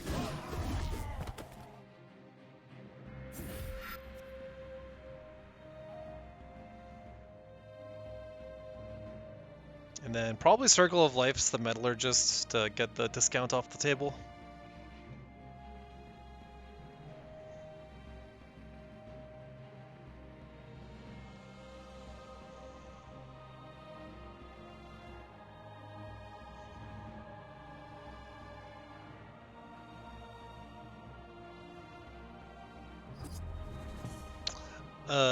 Just playing slow.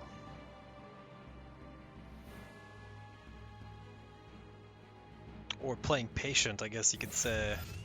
Well, a second sand tile has been generated.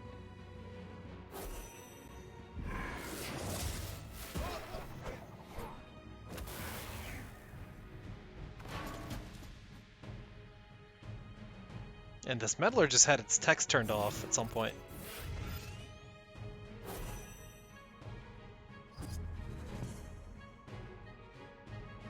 Yeah, an EMP hit it.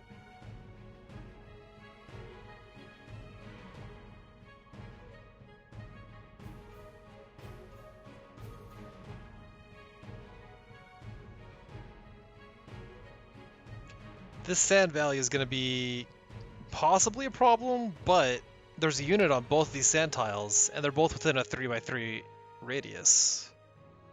So a claim could just transform them both in the healing circles. Oh, healing ammo, or holy ammo.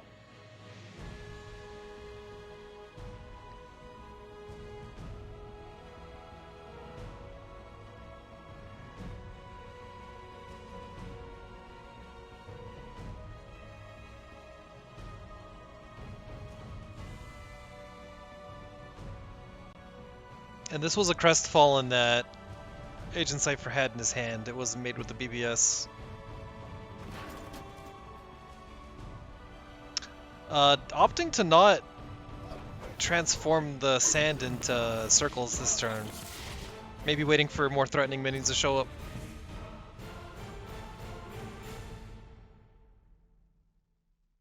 Multiple cause. Where are the faults?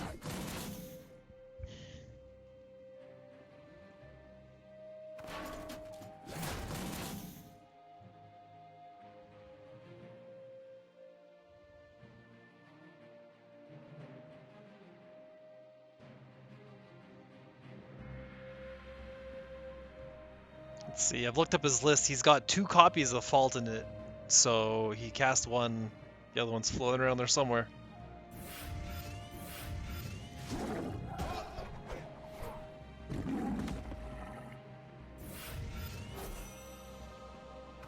So Kaw's been activated.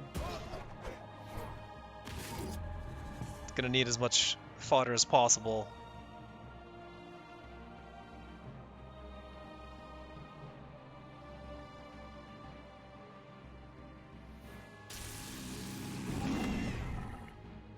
But it is gone. And the Trinity Oath. Back to 6-card hand.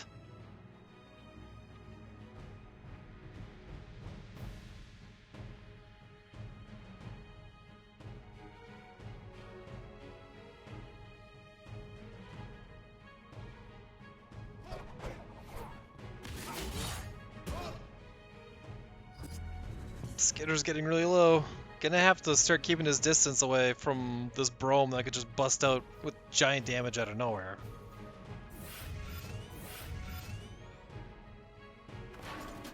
Fortunately has an Emerald Rejuvenator. Gonna be able to heal himself back up. Cast it immediately. Doesn't use it to wall out Brome though, so Agent Cypher can take 2 steps down.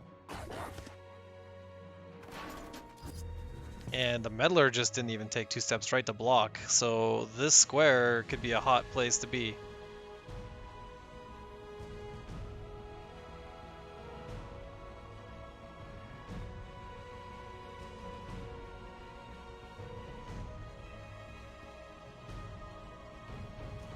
Ignoring the sand, though, is one way to die to Ka.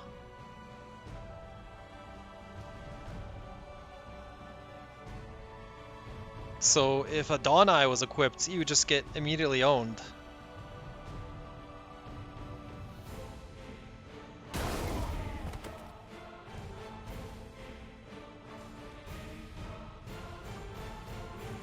Probably a lasting judgment afterwards.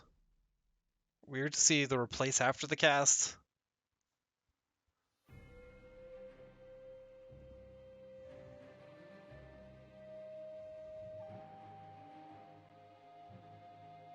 So, could block both mana tiles and kill both minions.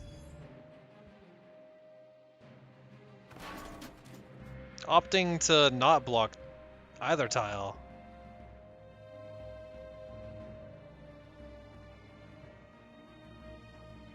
Could still block a tile by dropping a provoke minion and then dropping... Never mind. So Skitter's gonna be able to generate some units. But is it in time? Three health.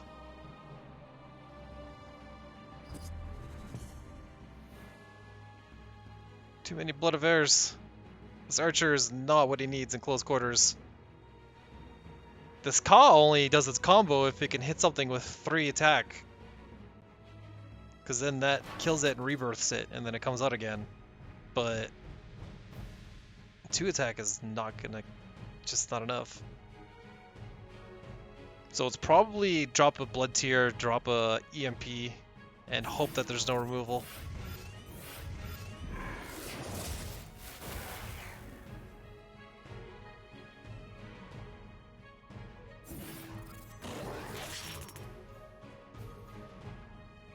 Oh, and the pump up. Cast the spell on the 2-1 to make it a 2-2. Slightly safer. Oh, Blood Tier Alchemist has been found. That is all it takes. Very skillful replace.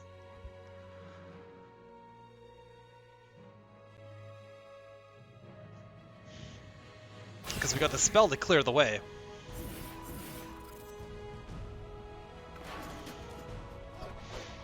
And with that, Agent Cypher 19 has defeated Skitter twice, taking the series 2-1. Congratulations, Agent Cypher 19. We'll be seeing more of you in upper bracket. In fact, next up we have stoicrooster versus me.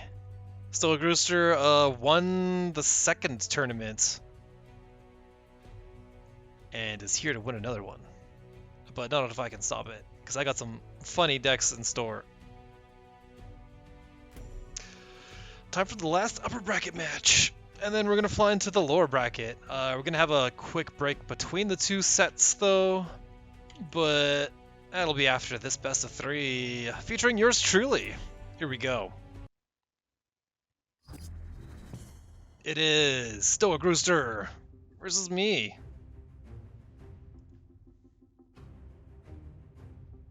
So I'm playing a deck where I cheat all my minions into play at the same time with Evolutionary Apex. Ideally, I delete his deck along the way, or once I cast it. stoicrooster. It's got a pretty similar Vitruvian deck, but we see there's some obelisks. There was a 5th Canopic in there to mess up a BBS. And stoicrooster also has a couple copies of Fault, so it could potentially do some shenanigans like we saw last game.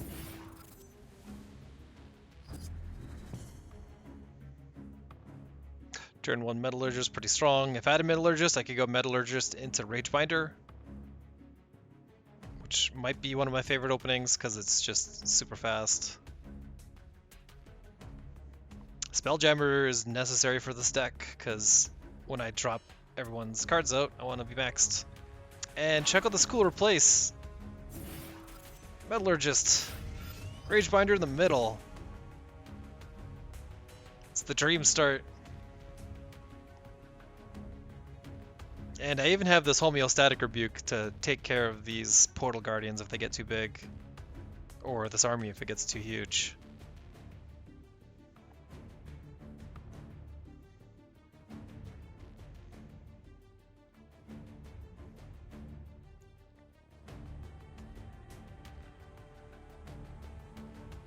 So stoicrooster could potentially get both mana.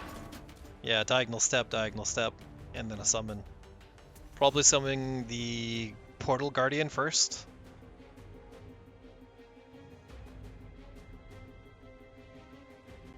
And then the Dream Shaper.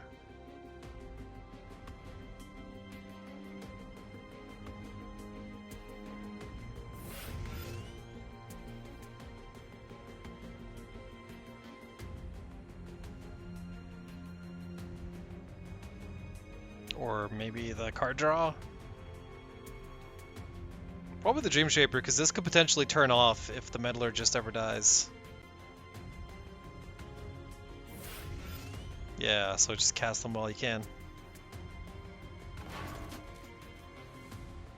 Emerald Rejuvenator's here too. Really good card.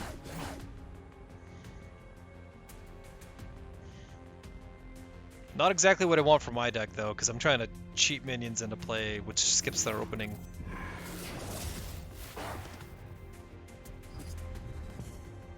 So bonks his Metallurgist into mine, cleans it up with the Alchemist, so I lose my discount, which I actually needed, because this Lava Slasher would have been perfect. Instead, I have this damage spell, or I have Spelljammer. It's probably Spelljammer. If I were me, I would probably summon this thing somewhere where it wouldn't get immediately bopped. That's not good. I'll replace and find a second Apex.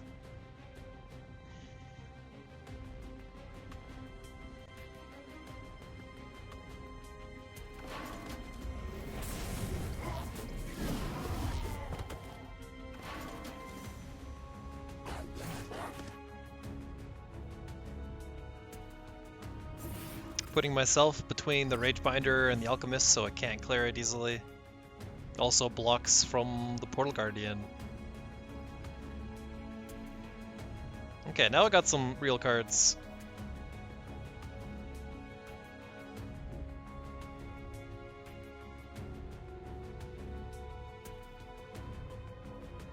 But I don't have anything that deals with this Portal Guardian right now.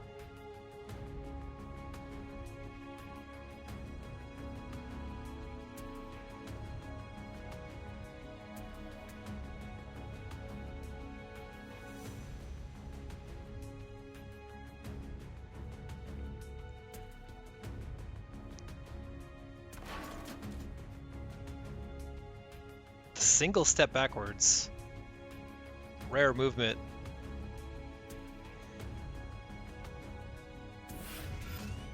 Into the obelisk.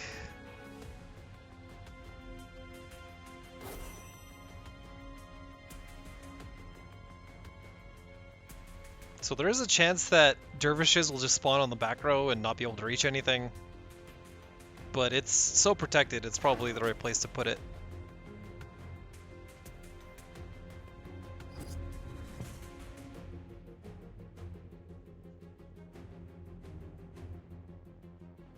So easier place for me. EMP is nice.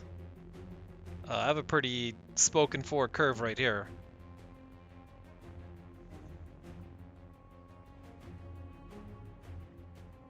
I could technically kill this Portal Guardian if I throw everything at it.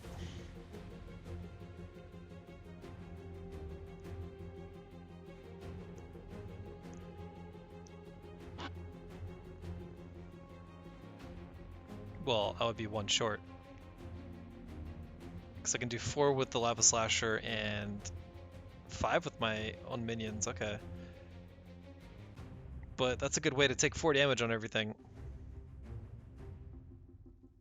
It's probably the best play. Spelljammer, I guess, can kill an Alchemist.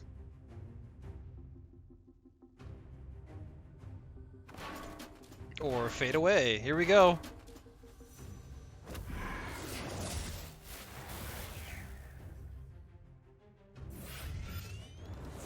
And then the Lava Slasher gets a token.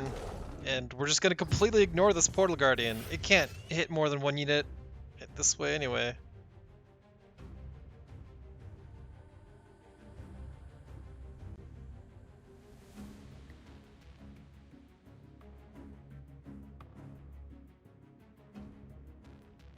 So Blood of Air could potentially be used to transform my Lava Slasher, which does let this Portal Guardian in to hit. So maybe it needed to be targeted last turn.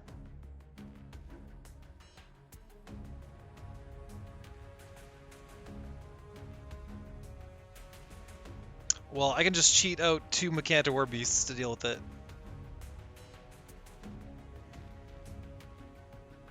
Might play 1 legitimately next turn.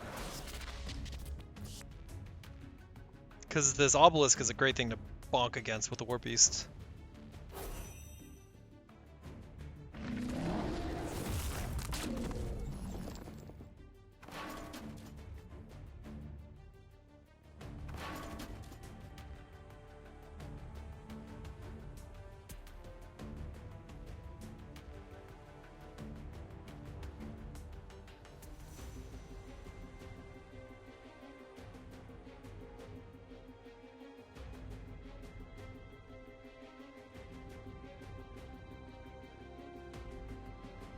Gonna want to play probably another Portal Guardian.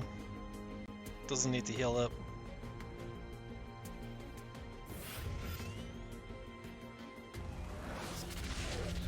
Ooh, 2 Portal Guardians. And one of them is hella pumped. Kinda wish I had another copy of that Rebuke. Or a Lightbender. Or place the Alchemist and find a Ragebinder, which is some healing.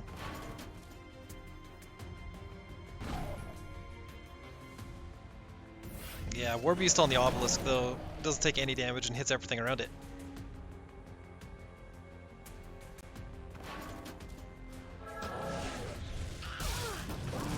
And then, of the 2 units I sacrifice, I get rid of the card draw engine, because that would have overdrawn me. And Bone Reaper's here to take care of all these minions. Nice to see.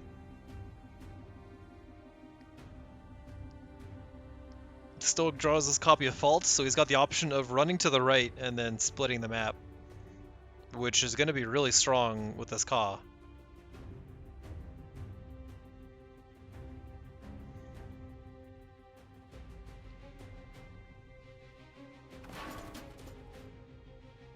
Other option is a full surround with just units and drawing cards while doing it.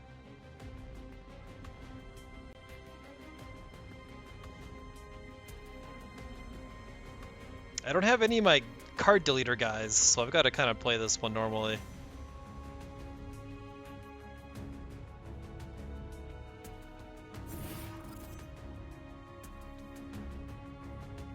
its Herald.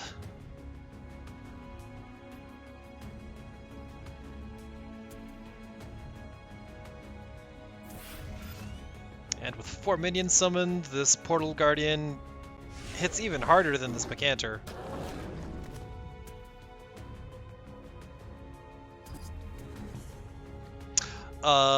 Let's see, what are my options? I could summon a Bone Reaper to do 2 damage and lock things down. Mecanter kind of does some chip damage. Nowhere near lethal. I'm near lethal myself.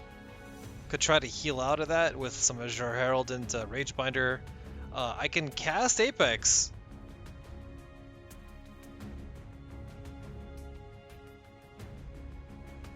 Two units would spawn here, and 2 more units would spawn here for Stoic. I could potentially block 2 of those spawns with my general and this 1 minion. Which might be best.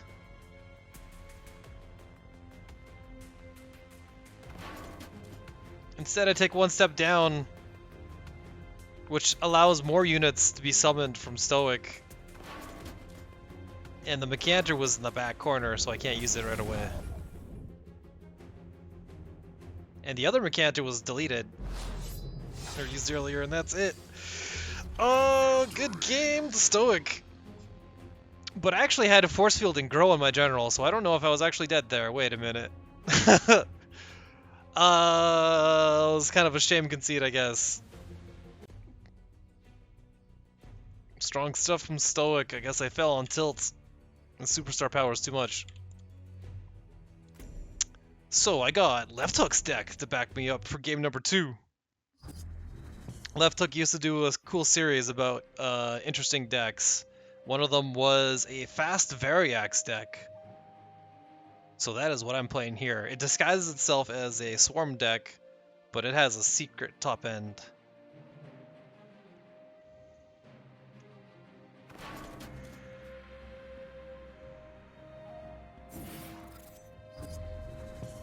And another turn 1 Metallurgist. Skillful stuff. My options are probably just to cast the Wraithling Swarm. This is a really nice player 2 turn 1 option, because you can get 2 mana and do an impression of Anar. And then I've got this Relentless Shadow for free Wraithlings every turn. And leftover mana for Furiosa. And there's not much for sweepers for Stoic right now. So I can kind of get away with a lot of units. And if Fault ever does show up, I might be able to block the squares with Wraithlings pretty easily. So I've got one piece of my combo here, the dude. Now I need the other piece of the combo, which is sacrificing one of my minions to get another minion for cheap. So I'm going to be looking for that.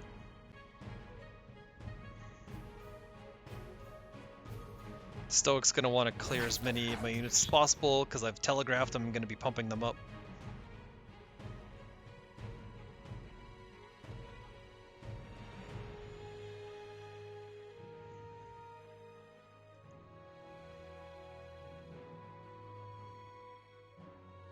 So considering using another card and another mana, goes for it.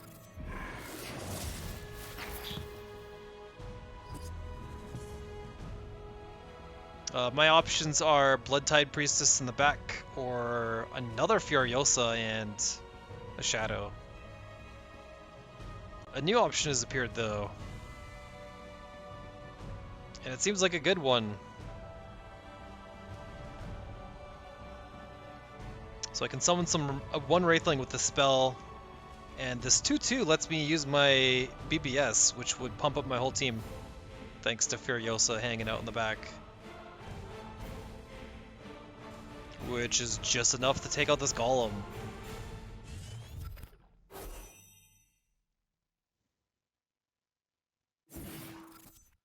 Although the Bloodtide Priestess might have been a better play, hard to say.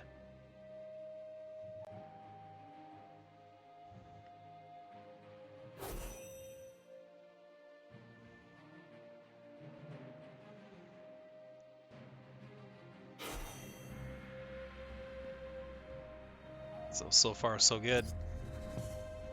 I don't really have any answer for the Portal Guardian yet, but I do have a lot of hard removal in this deck. I just need to replace one of these Wiroxes to find it.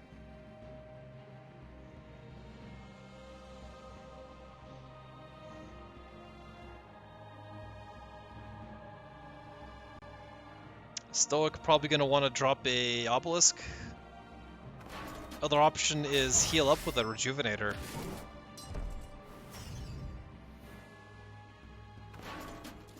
Obelisk should be better though, because it pumps up this Portal Guardian really quickly.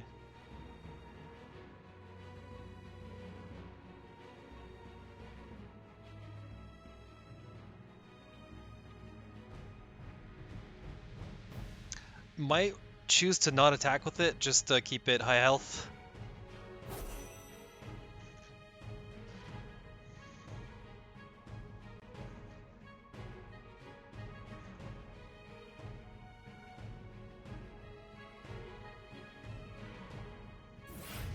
So 3 damage is usually the point that you want to start pushing attacks, but even then, Stoic Rooster, living up to his name, just the Stoic Portal Guardian, he's waiting to take a swing. So I draw my hard removal, so I'm feeling good about that. I can't cast it and the Priestess on the same turn though, and if I do cast this Priestess, I don't have anything else to do other than lose all my units. But maybe that's still fine? Yeah, Priestess is such a good unit. Now I just want to trade units down. And I'm doing this formation so it's a little harder for this Portal Guardian to kill a bunch of stuff at once. But that really can't be helped when I'm summoning units next myself.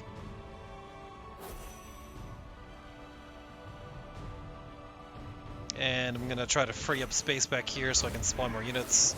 Bonk this guy back here. I might be on a little overextended.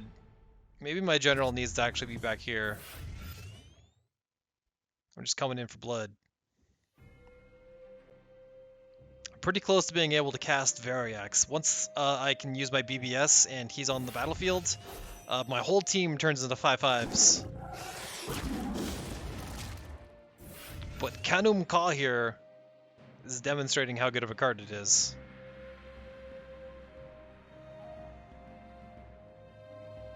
I didn't have a full wall for my Priestess, so I was able to find an opening. So it actually would have been better for me to leave units behind, to have a full wall for it. Because that's one of the tricks to the Priestess. I was definitely not playing around this thing.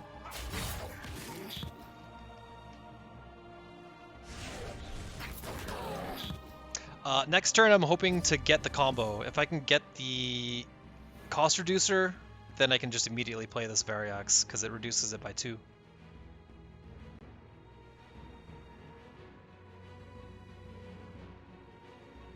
And the Sphere of Darkness is probably the replace. No, I'm just going to cast it. And I find an Aether Master for more replacing. This card is just here so I can find both pieces of the combo.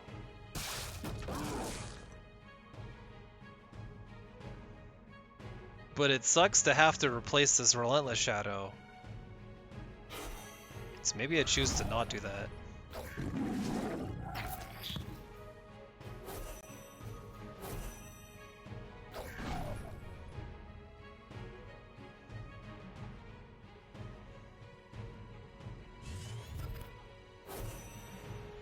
Yeah, I like casting this spell over and over again because it keeps coming back to your hand every time you cast it.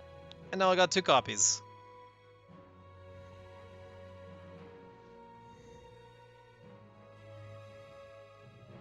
So I didn't find my discount spell. Next plan is just hold out 2 turns and then cast the big boy.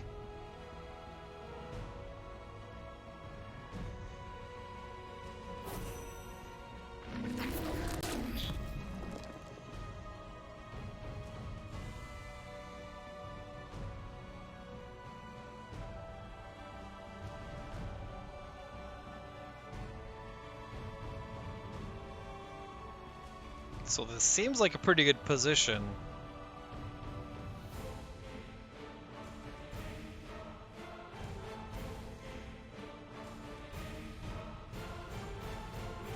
Gonna force stoicrooster to his Linar deck, or at very least game number 3.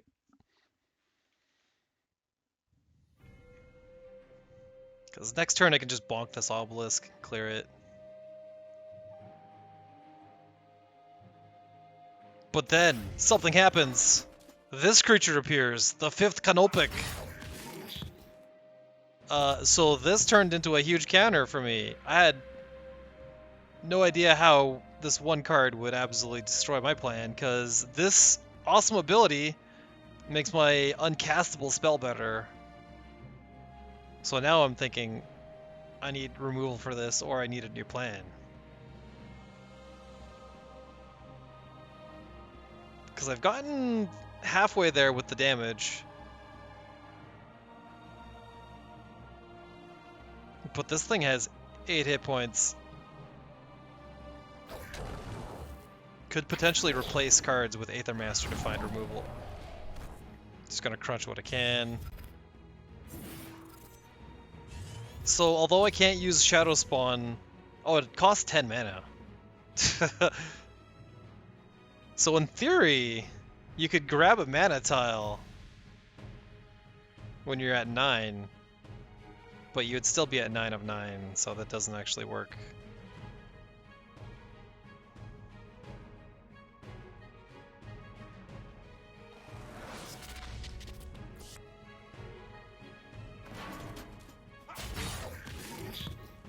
If I can get the sacrifice spell to kill an enemy minion, that would take care of this really quickly.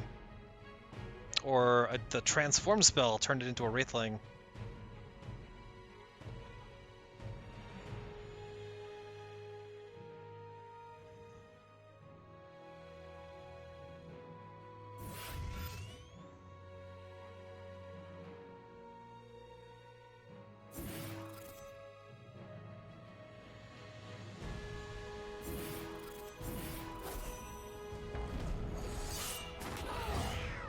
Oof, 12 health, and a big threat has appeared. Condom Ka is a pretty strong card to have in hand. I could potentially... Oh, I replaced my Verox. There he goes. I decided it wasn't time, because I didn't have the removal for this thing, so I'm playing in a world where I can't remove it. I'm going to remove Xerix instead, and whip this into the corner.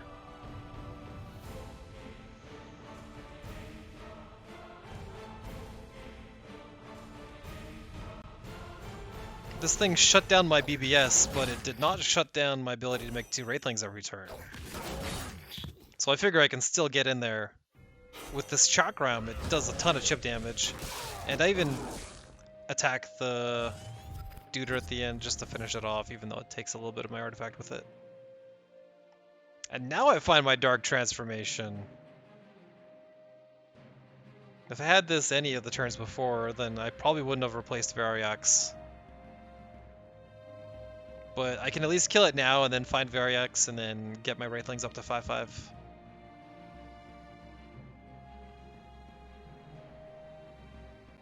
Stoic replaces and finds a Celebrant. Definitely not what he wanted. Tiny, tiny minion.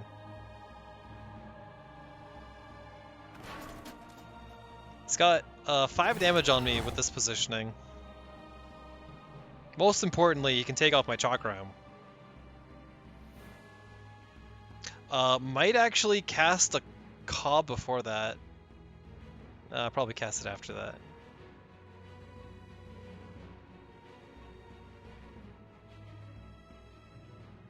But could cast before that. Like if an Iron Shroud was cast, a Dervish would appear. And then if this Ka comes out, it could immediately kill this Aether Master and get resummoned on that Dervish. Maybe that's overcomplicating it. Going down to 6 though. This guy knows I don't have a Saber Spine Alpha.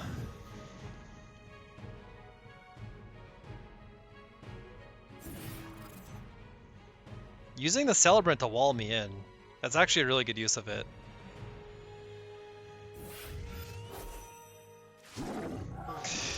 And Kaz here, threatening to fly in for 3 damage at some point. And there's even secret 2 haste damage that could come in. This game might have gone a lot better for me if I never replaced the Wirox. But I just assumed I would never be able to remove the 5th Canopic to make use of it.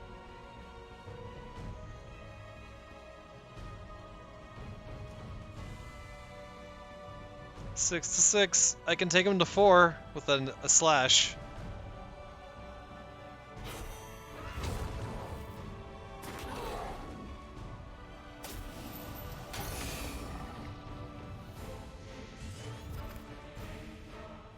That's it. And with that, stoicrooster has dusted me. 2-0. Well played. See you later, Trozz. I'm going down to lower bracket to face our Crown Flame. And stoicrooster will be facing Agent Cypher. And if we look up to the top half, we got Lefthook's going to be facing Wirox, as those two had advanced. Yes, yes, yes, yes. And that is the upper bracket. But wait, there's more. We got the lower bracket games. We got venomlovekitties. She's going to be facing ROHINXO. We got SzulerShifty and Fuzzymoth. And Kopiyut and the MASSIVEAVECADO. We also have the lost game of Wirox from the last round. Maybe we'll cast that after these other games. Before we jump into the lower bracket though, we are going on a break. So we'll be back in about 6 minutes or so. Be right back. We are back to the lower bracket, where we got 3 more series left to check out. This one's for eliminations though, so everyone who is losing here is out. Jumping into game number 1 of venomlovekitties versus ROHINXO. And then we got SzulerShifty and Fuzzymoth after that, and Kopiyut and MASSIVEAVECADO after that. GLHF, here we go. Game number 1.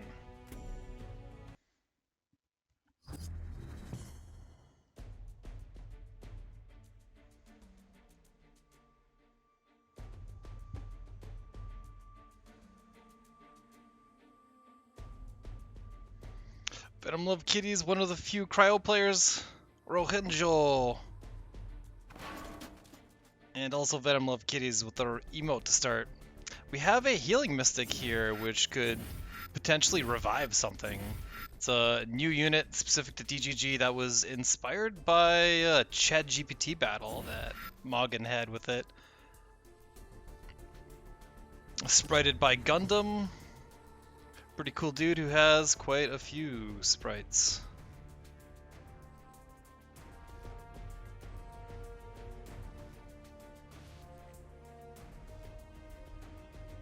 ROHINXO on the Arcanist plan, and also the Burn plan. Coming in hot with all these Flame Blood Warlocks.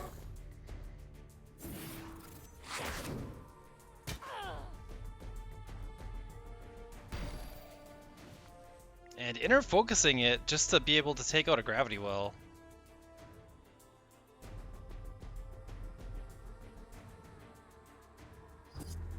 Wait, what? Inner Focus was cast on Flameblood Warlock, who promptly did nothing. Maybe he was expecting to be able to move out with it? Oh, maybe that was just a weird misplay.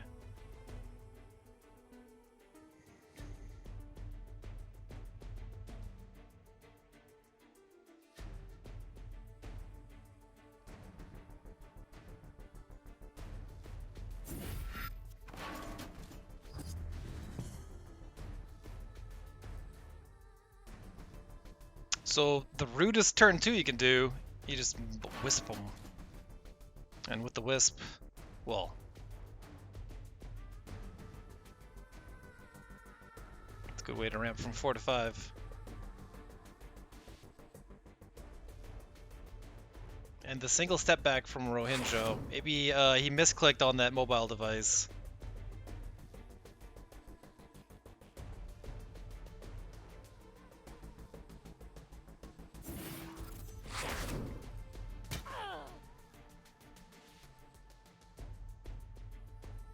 Does have a lot of burst potential with the kindling, these killing edges. Lightbender is the perfect thing for taking out these walls.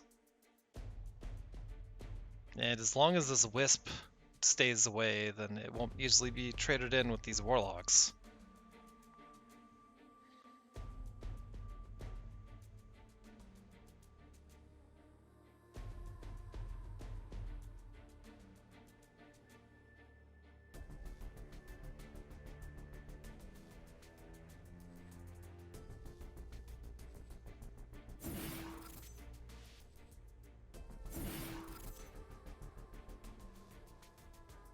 Pair of Sojourners out here for some excellent redrawing. Flawless reflections in this deck. So these walls could potentially turn into the best minion, but they are just gone. Venomlovekitties with a sad emote on that one. Very sad to have lost these walls.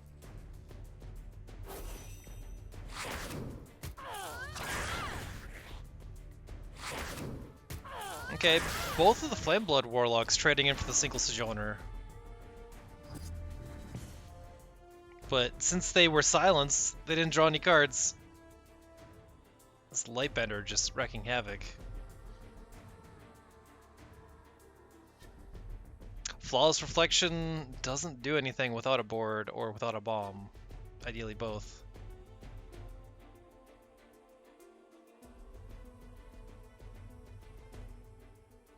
So it's probably the card to be replaced, and then the Strogger can come out.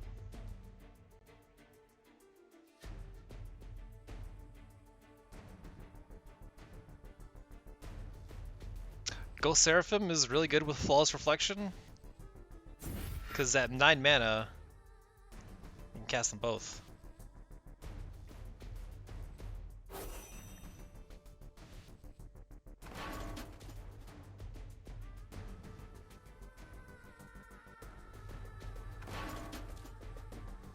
Venom just gonna ice the Lightbender. Gives this building some time to build.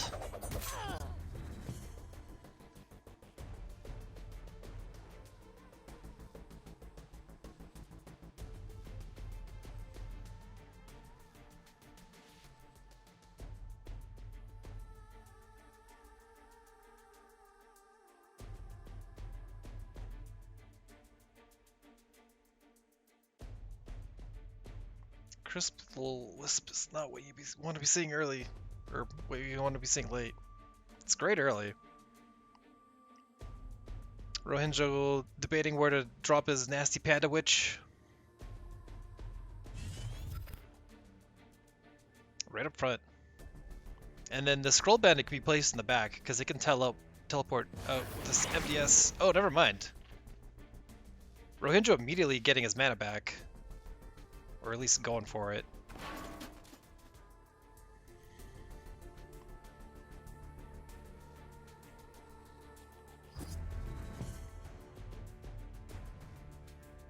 And then finds the Owl Beast, so this team is going to be really tanky. There is the slow debuff going on though. So Venomlovekitties has some potential here to completely stop things in their tracks. Like this Kindling wouldn't be able to take another step if the BBS was cast on it.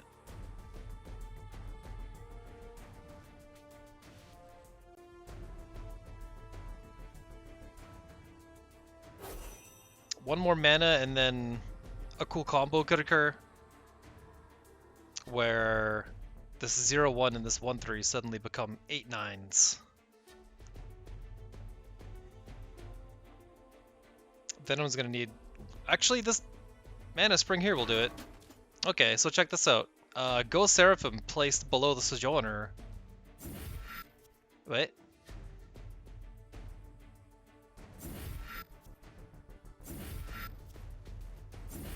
Uh-oh. Well, that was not the place to place it. Because if it was placed below the Sojourner, then only these 3 units would transform. Or only these 3 units would be the Seraphim. But to hand your opponent a gigantic minion, that can't be good.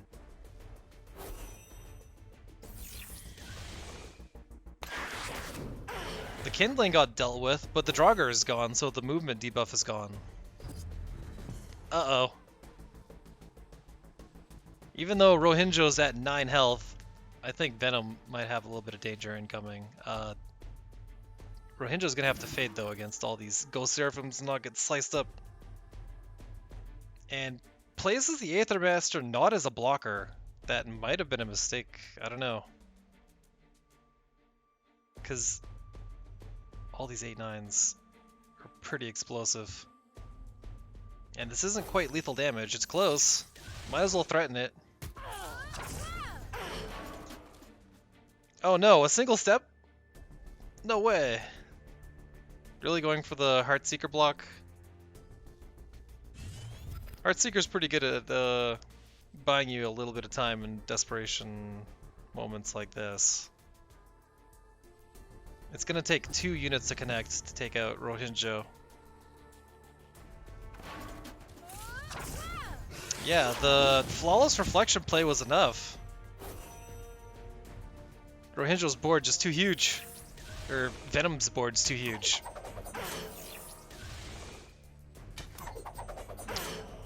Well played, the venomlovekitties. She takes game number 1. We're flying into game number 2.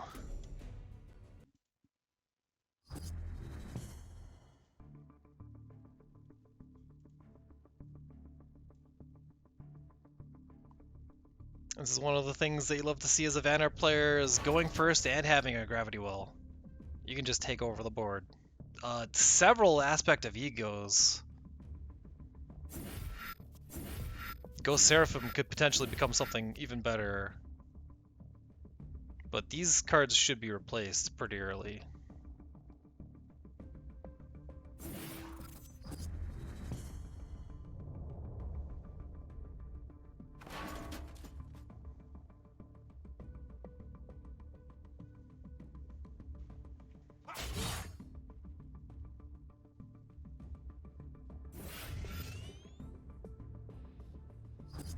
Portal Guardian's really nice. Just take 1 diagonal step with it, and then potentially clear 2 walls. Assuming something else gets dropped to pump it up. Aspect of Ego was cast on it? Oh, it's a bird! It was side graded.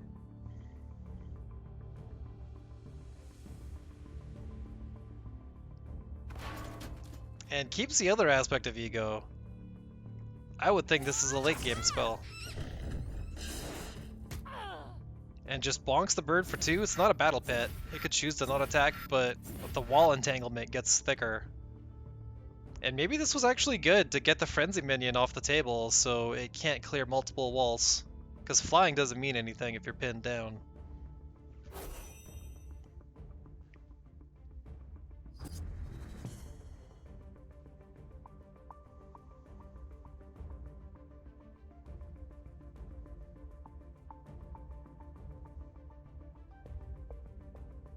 It is too early for the Bone Reaper.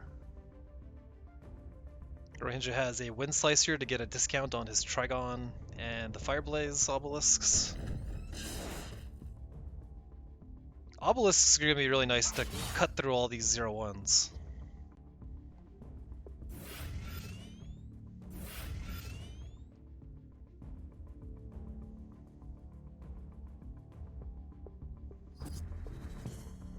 Has an Entropic Decay to deal with a single threat. Sometimes with this deck, you don't actually play your Provoke walls, the Gravity Well, to actually stop the enemy. You just play them in the backline, so you can make use of Flawless Reflection later.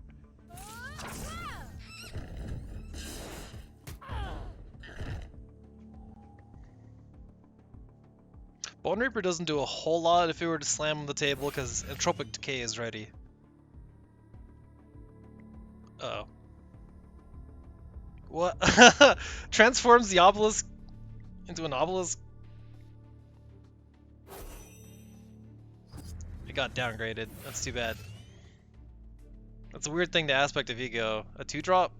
It could have potentially been a 10/10, to be fair.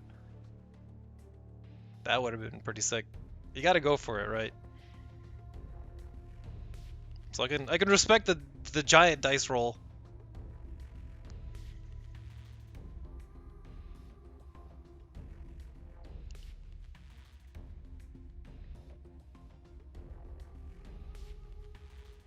And the stun is slowing down this wall clearing.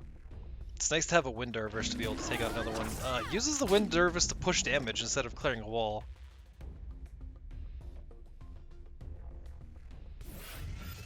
And then Healing Mystic gets it.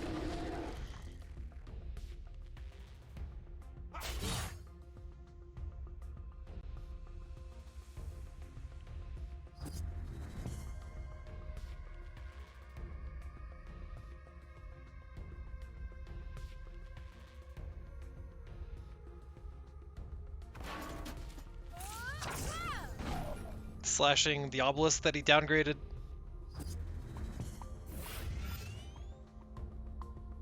It it didn't do nothing because these Wind Dervishes aren't hitting for 3. Venom has drawn one of our world cores. Love to see it.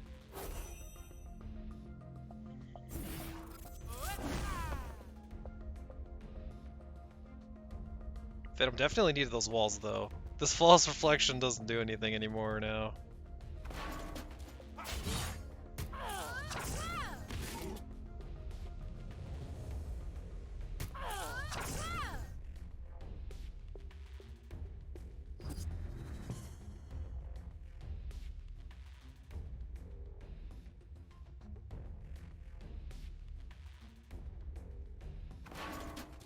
Bone Reaper could help finish this obelisk off. And then 7 mana. Doesn't have the heart to do a replace. I feel like the World Core really should have been replaced. As cool as it is, it's like so tall it's being blocked by the timer.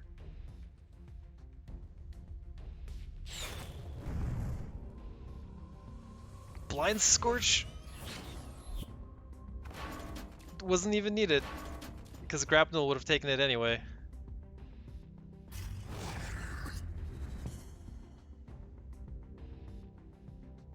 Just styling at this point.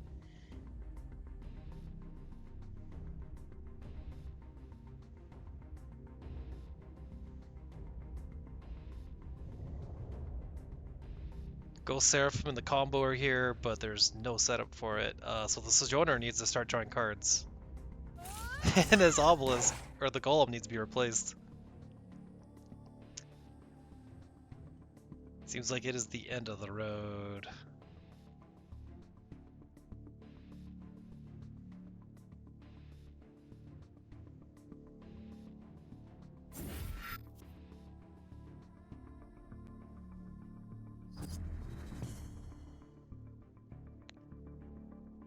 Oh, yep. The instant Blood of Air.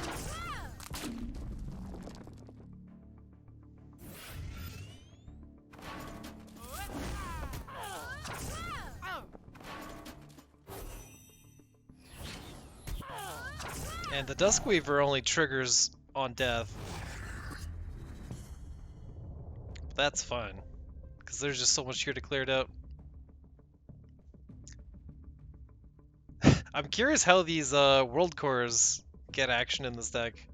I guess the idea is you turn all of your walls into world cores. We did see its power in game 1.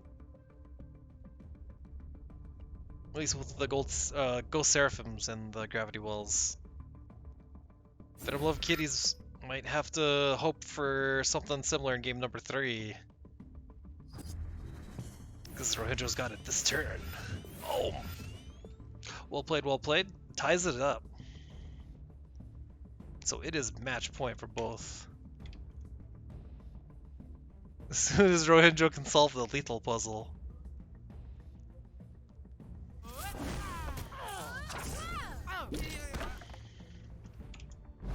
One to one. ROHINXO not quite done. Not just yet. Let's see. Our first elimination from the tournament. Who's it going to be? Place your bets. We should have done bets.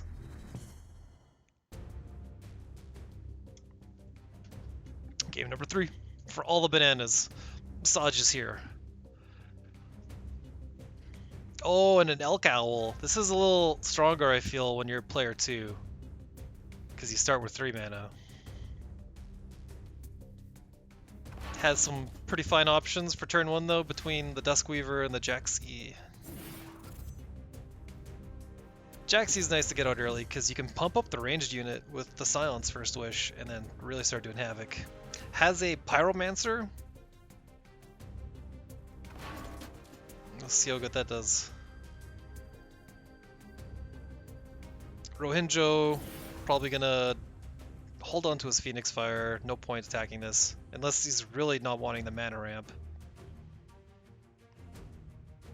Could drop a second Aether Master? Yeah. And then another replace.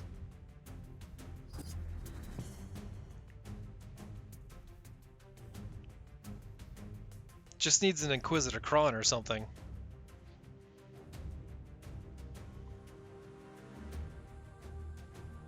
Venomlovekitties. Probably going to want to get this Elk Owl out. See what it does. Hopefully it's got ranged and rush. Or blast and celerity. There's so many combos that are ridiculous on this.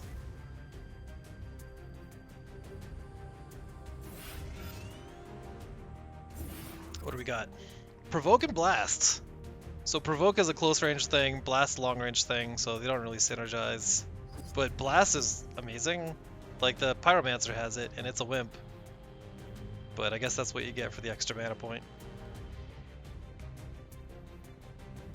ROHINXO though does have the option of just silencing it with the Lightbender.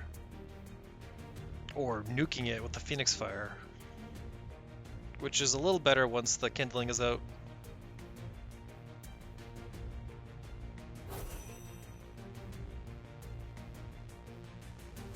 There's a 50-50 chance the Jaxi would have spawned on the right side. I actually would have attacked it and then tried to get it if it came on this side.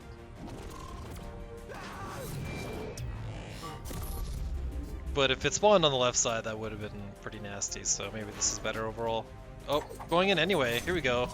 So, how's this coin flip go? Oh, easy every time. And then the ranged unit is just cleared up before it could get pumped up.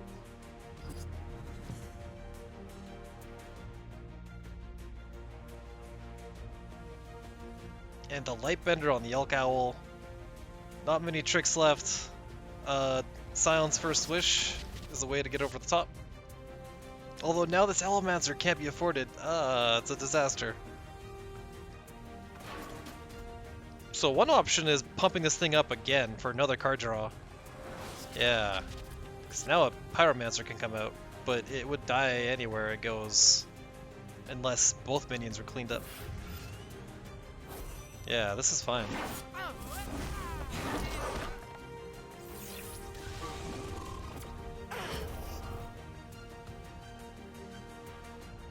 So ROHINXO can run away for one turn pretty easily, and then after that it gets pretty explosive.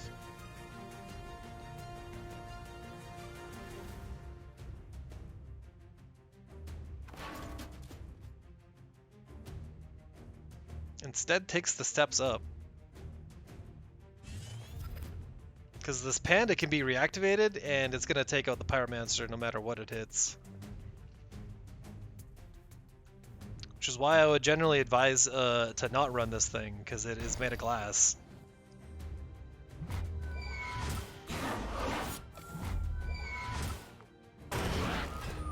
And panda goes for the elk.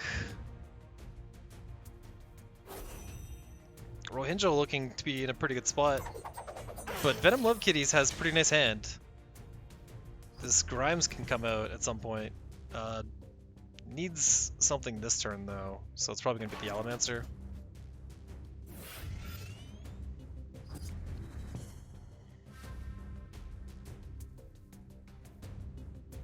And this Phoenix Fire seems like a great answer to it, but then it just spawns an obelisk.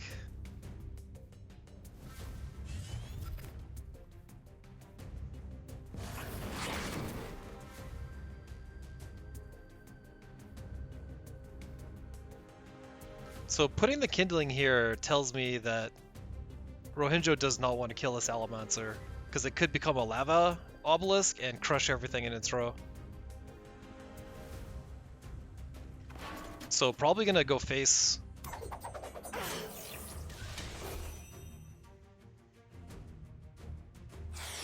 Oh, there's the place. Monolithic Vision would be pretty amazing to see go off. Haven't seen it cast yet in these tournaments, but we have seen Grimes. We haven't seen Grimes pull out anything huge though. Let's see if we can get a World Core. Better play might be the Blood of Air, the 2/2 rain, or the Kindling.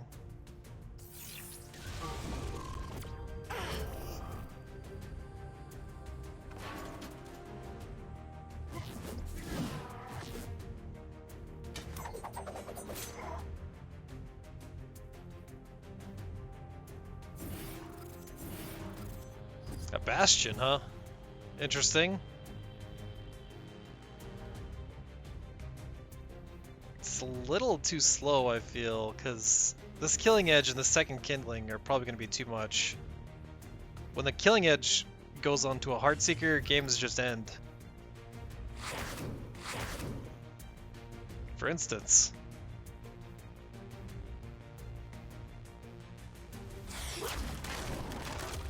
Okay, goes for the Bastion. This Bloodseeker, or the Heartseeker, can be taken up by the Blood of Air, so it's not the worst spot for Venom. Well, if these Kindlings weren't here, that is. Because these Kindlings are just going to come in for lethal in 2 turns.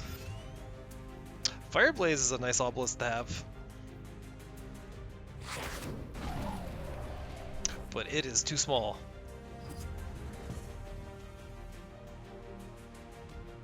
The best obelisk would have been the one that kills minions that damage it.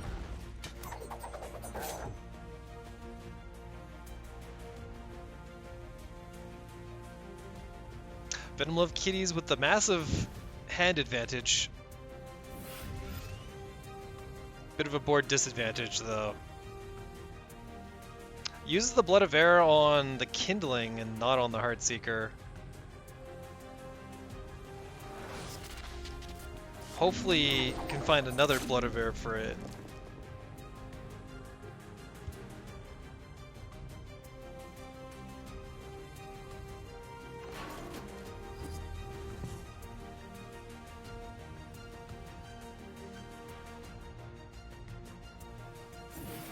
Yeah, a Heartseeker unchecked.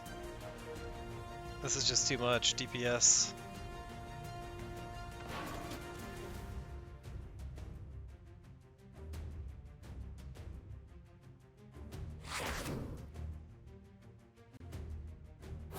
Although Venomlovekitties only needs 2 more turns to cast this Monolithic Vision.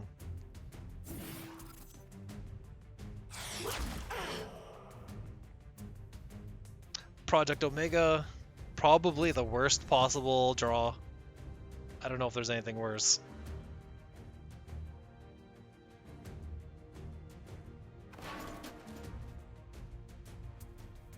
But it does deal with a Kindling.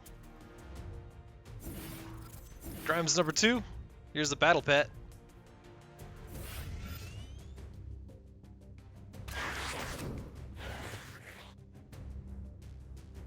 But this Heartseeker is just like, GG.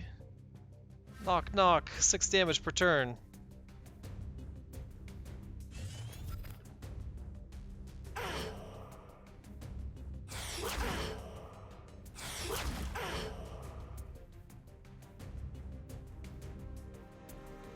Doesn't have lethal this turn. 1 damage off. So ROHINXO is just going to be able to push a button when his turn rolls around to win. Venomlovekitties can do it now. Monolithic Vision time? Maybe there's some healing in there.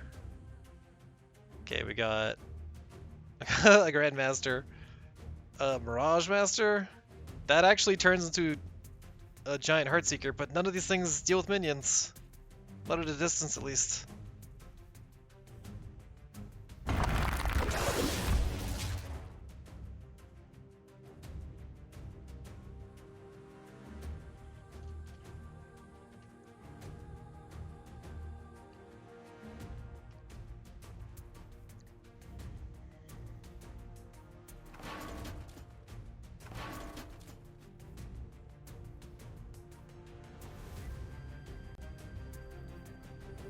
can't even cast the reassemble to draw a card because there's no targets for it.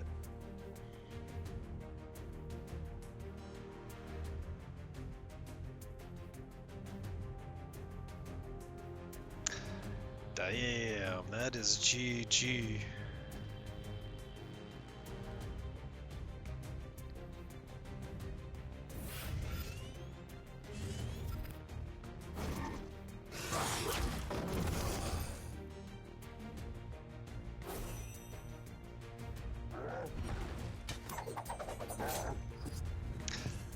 Even if the blast minion went for the general directly, it still wouldn't have been enough. And with that, ROHINXO takes the series. Congratulations! You're still in the tournament. See ya later, venomlovekitties, though. We have our first drop. Which moves us on to the Black Knight, also known as Fuzzymoth versus SzulerShifty. See how this game goes.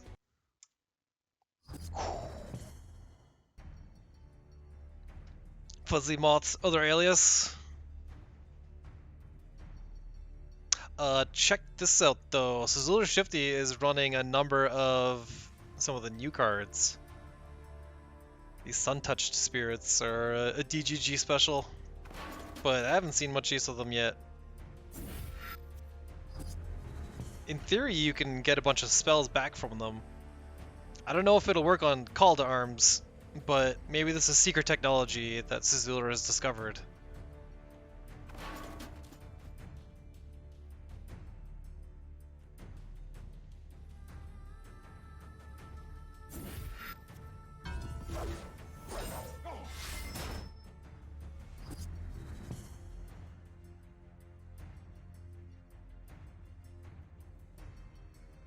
It's not going to have much cast on it this game though, because it got crushed by the early Heart Sister.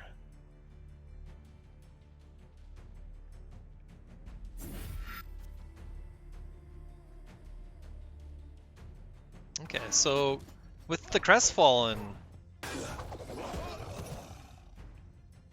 this Kara can be tied up for a turn.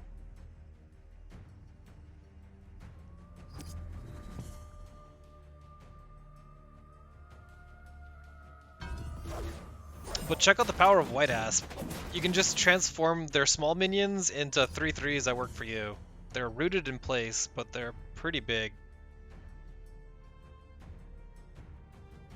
And the Black Knight here can just summon more of them too.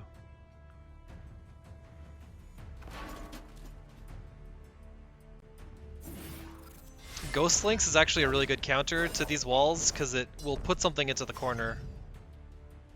So that's a good way to not have to deal with it. But then it immediately would turn into a wall itself if there's any more charges on that. But all the charges expended. And now here's a wall of bombs.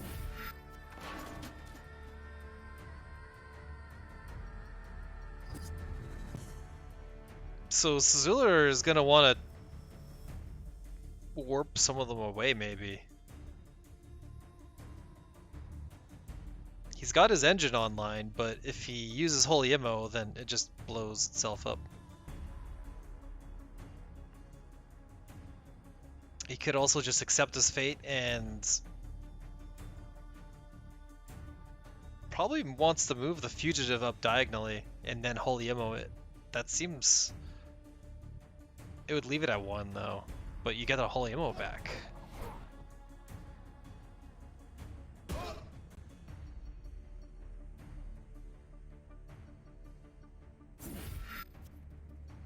Okay, and summons the Crestfallen. Still has this Ghost Links in hand, which is probably what he's going to use on this diagonal Blazing Spine.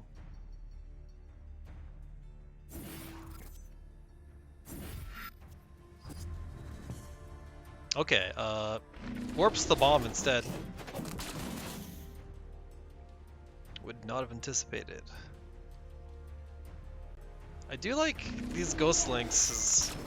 They used to just bump things 1 space, but they're kind of like a functional discount Displacer Beast.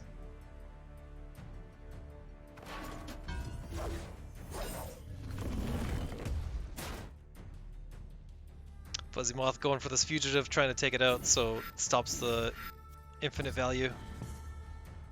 And makes the jail a little thicker. This call to arms can't really be used right now.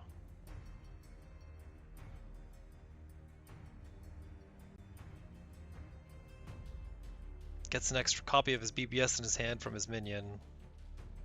Which, this minion, I don't know how it's going to survive the turn. Probably attacks the top luminous charge with it, and then that sort of frees him? Yeah, or that one. So a Holy Immolation would heal this thing to full, and then it would immediately go back down to 1 hit point. But I think that's... well, I don't think it's good now. Well, actually, he needed to move and then cast this first. Because there's no way you can cast this 1-2 from being locked in here. But now this is slightly more damage on him. And oh no, the unit dies anyway. Whoops. Well, that was 2 more damage than necessary. Just casting the Holy Immo right away would have been the play. Now has multiple copies of Call to Arms, so we'll see if those come up.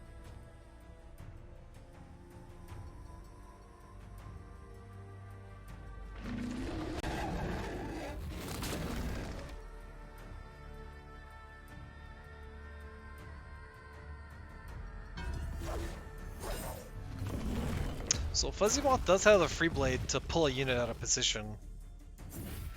Yeah, it's gonna be way out of position. So this call to arms isn't gonna work. Well, actually, this is a buff that just goes on Brome himself, and then from then on, this is more of a 8 mana play. Because you can cast this spell and then immediately cast a 4/5 provoke. But you don't need multiple copies of that spell for sure. So the claim here is a decent option.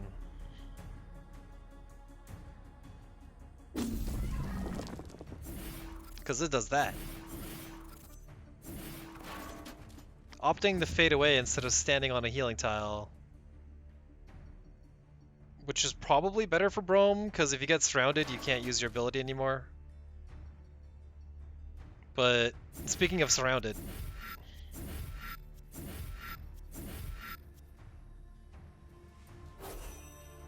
and the bump too, so these luminous charges can attack and basically detonate themselves.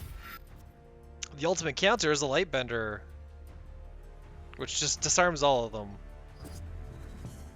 That would be the money replace. Can Szuler find it? No, it's another copy of Call to Arms. That it can be used. Let's see it.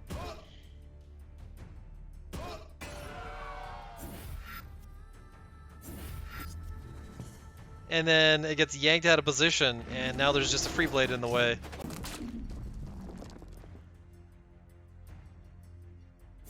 The Black Knight looking undefeatable with his fortress of goons.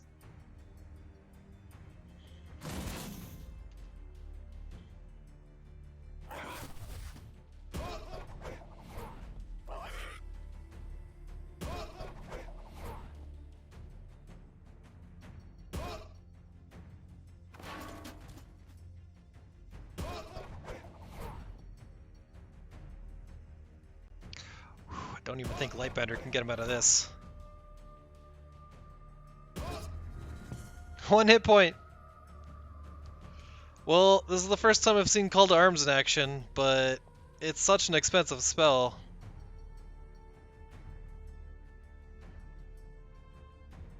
The trick is to not lose the game by the time you cast it, I guess. And having multiple copies of it seems kind of dicey.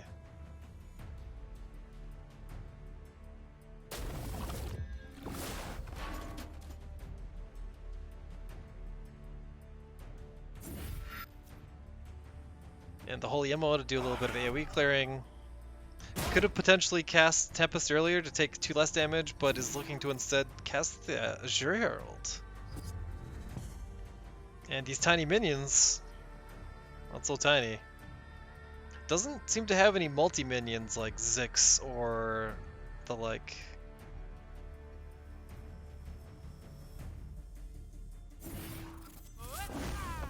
The buff is in fact dispellable though. Probably not the buff that was added to Brom though, just the individual creatures. It's like trial level power.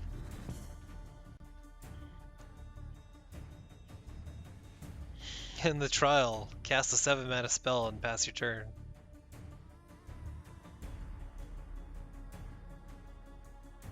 Well, at least turn over turn gigantic conscripts will be pretty nice. It might even be an overwhelming landslide. Replaces and does not find another minion though. Maybe it's time for the claim. Hits 2.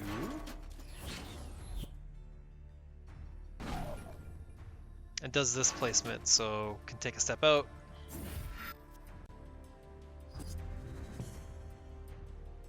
So Szuller's value engine starting to kick in. There is turn over turn answers in the form of dispels for days. And another white asp to start getting more walls.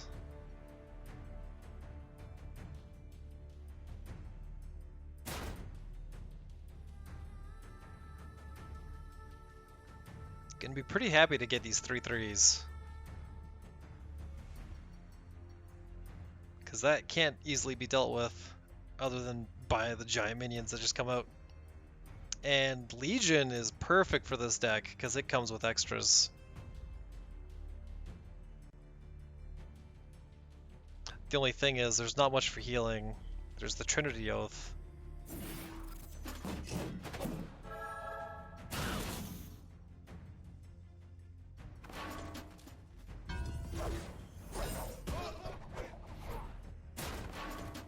Loses the Lightbender, or the Spelljammer, due to the pony making it hit itself. Maybe tactically.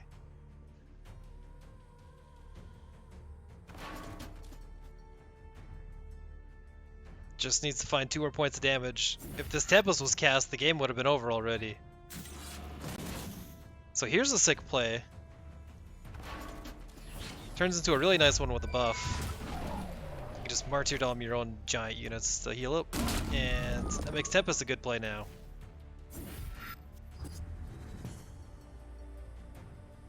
It is a 4/5 every turn, unless Brom can somehow be pinned down in the spot where he can't make a unit.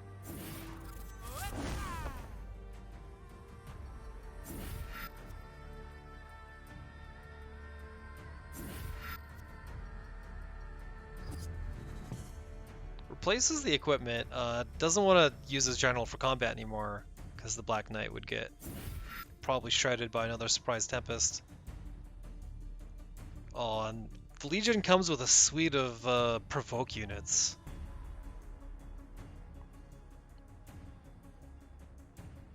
It's like it's raining Iron Cliffs.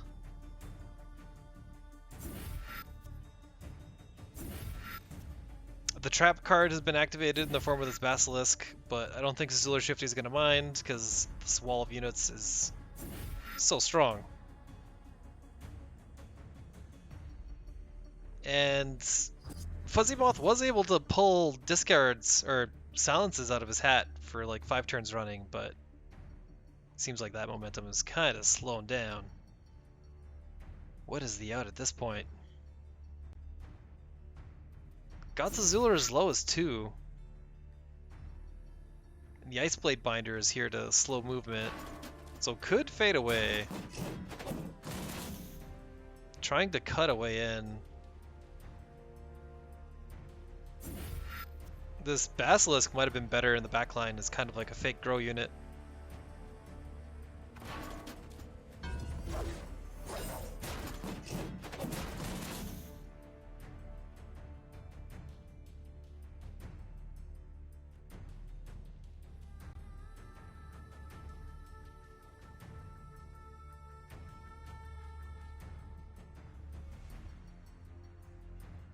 Not a single card left in hand.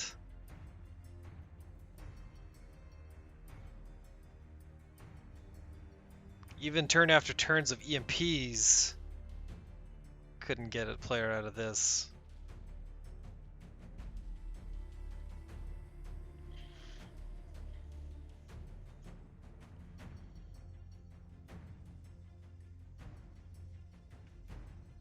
It's a lot of units.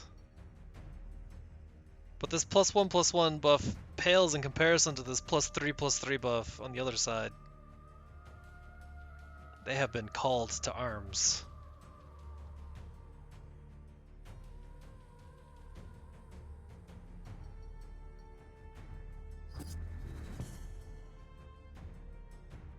So Szler could draw a bunch of stuff, or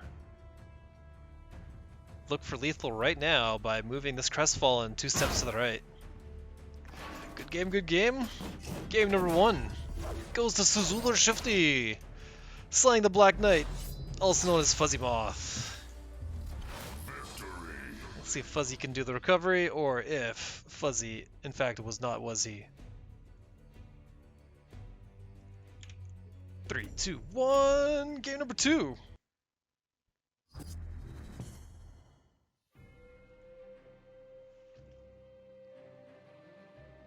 This time, the Black Knight rolling initiative and going first. Has a doggo transformation, that's probably going to be the replace. It finds another one though.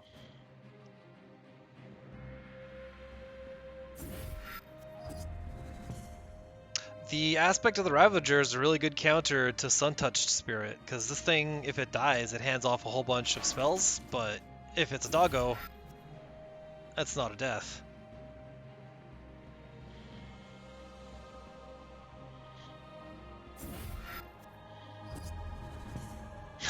Call to arms. I had my doubts about this card, but we saw how it absolutely took over last game.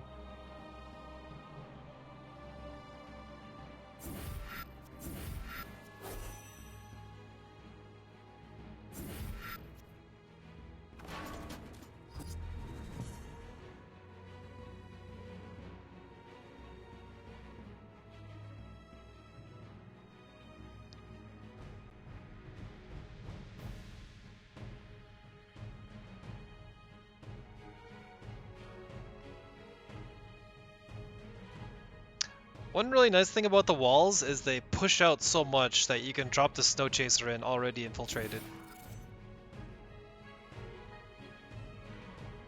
The Lynx not really sending it away. It was only a 50-50, it would be bounced back.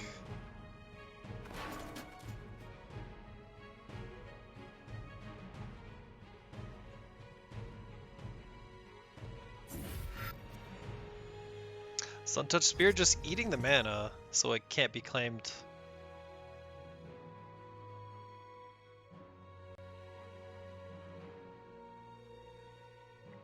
Funny interaction, you can use Circle of Life on your Sun-Touched Spear to eat it and get the card back. But this card is eating something else.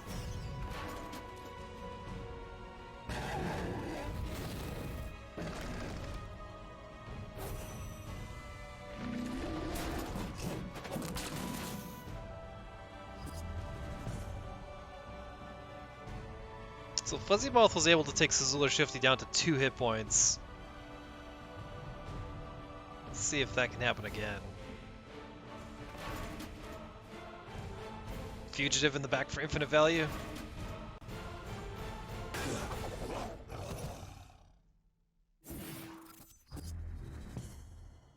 Probably a target to Dispel.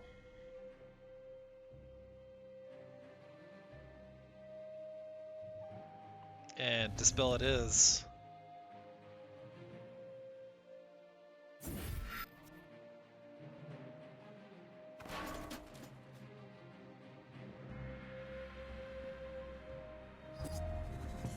The Sentinel wants to swap something into it.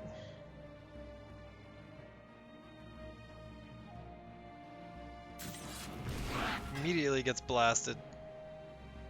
Because no matter what kind of Sentinel it was, this card takes care of it.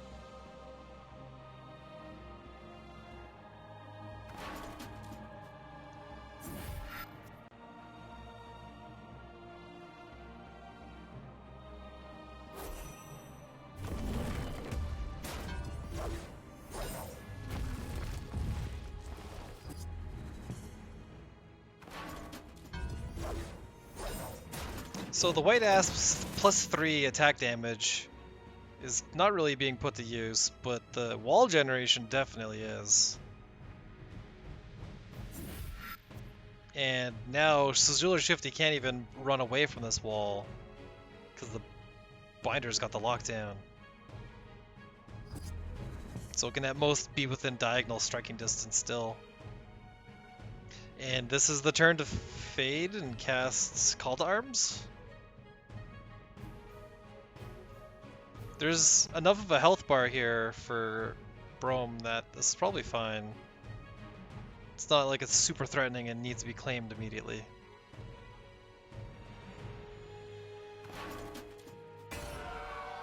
Call to Arms! Boss mode initiated! Good luck, the Black Knight!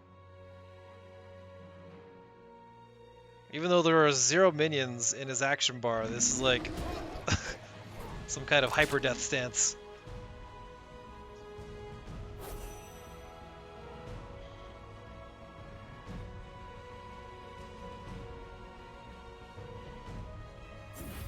Luminous Charge. Back in the bomb prison.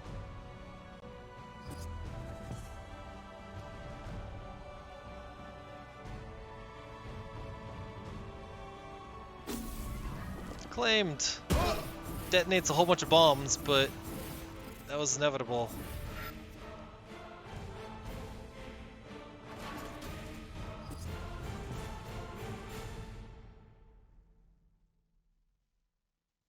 Using the BBS when you have 8 mana means it's going to be on cooldown. It's the last possible turn where you can put it on a 2-turn cooldown.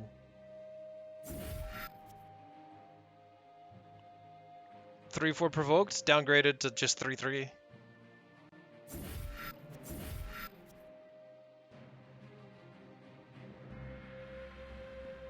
Couple more walls, but not dropping the Spelljammer means that's it for gas.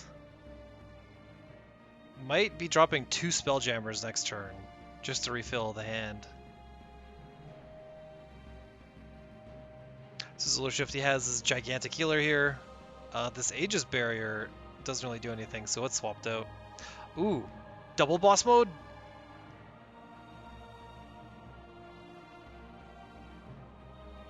I'd love to see it. I don't know if it's really good compared to these other plays. It really seems like the best play is the Ravager walks in, takes a bite, and then Holy Immolation it.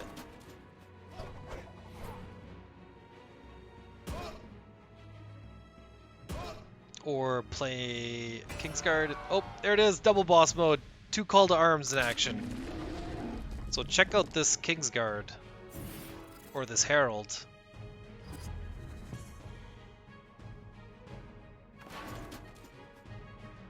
Sunset Paragon kind of gets through it, but everything has more defense than attack, so it actually doesn't.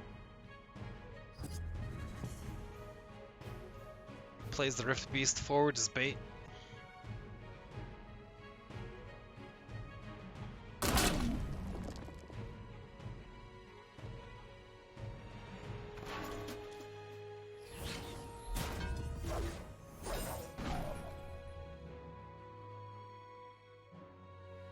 And as many Dispels and Transforms as there are in Fuzzymoth's deck, I don't think that he can get through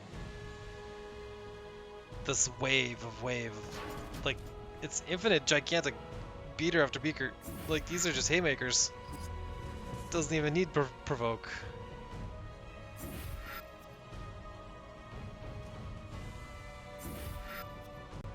And the center tile doesn't count as infiltrate, so the Snow Chaser is gonna get bopped. The pony can take out 2 things. Or the conscript. But how do you stop the next conscript?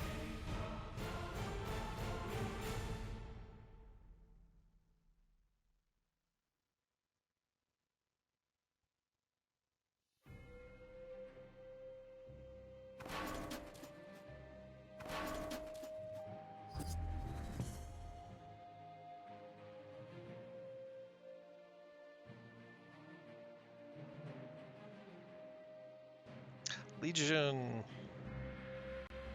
And Prism Barrier is an interesting one.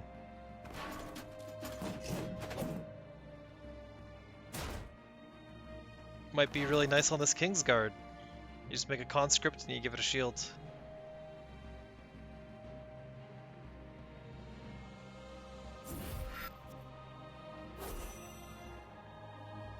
Makes it impervious to the pony.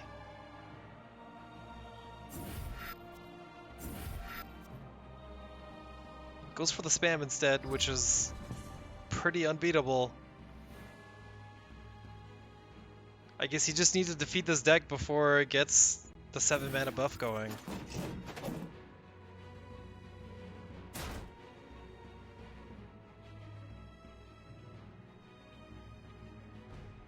Or have some kind of gigantic burst combo you can do at that point. Just fade away. Or have a value engine that's bigger than theirs.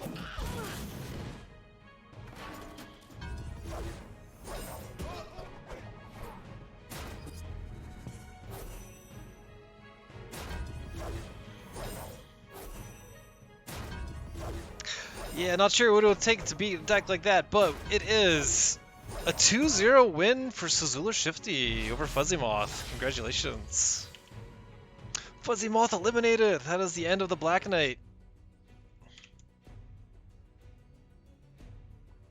Maybe we'll see more of them in the next tournament. We got one more series.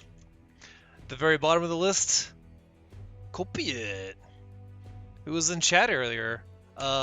Unfortunately, he's asleep now. We did these in the wrong order. Whoops. Should have gone from the bottom up. But gonna be versing the MASSIVEAVECADO. Playing the largest, greenest general possible. Let's take a look. Get ready for Grow. And Backstab and Pandas. The standard Kalios package is here. Colossus is here.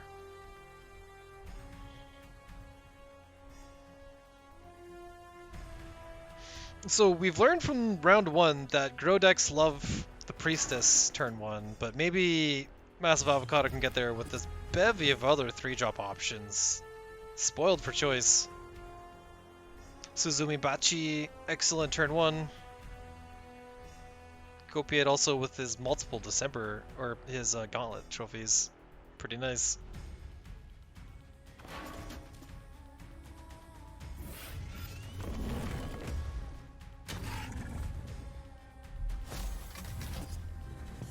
Crater Amp. And no hard removal, so this is one heck of a threat. Kopiyut's gonna have to fade for a bit and get this painter going. This might be our first Mach 2 general that we've seen. The special skin. Or other than we had the Rogue Legacy one that Lefthook was using at the start.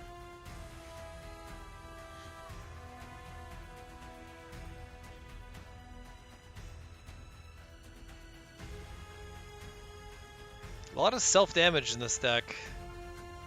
Cool Beast is usually for a specialized plan. It does combo with a Proposaur, is the idea, I guess.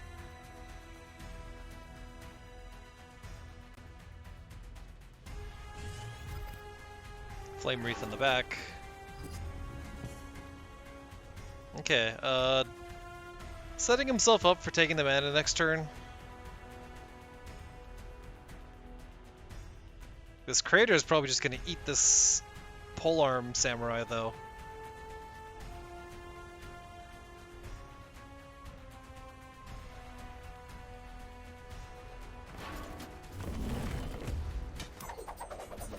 Or just push for 4.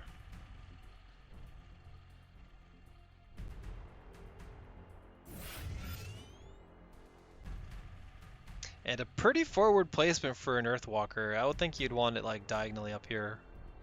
Or actually against the wall to not get... I don't know. Maybe it's fine where it is. Yeah, good luck playing around juxtaposition.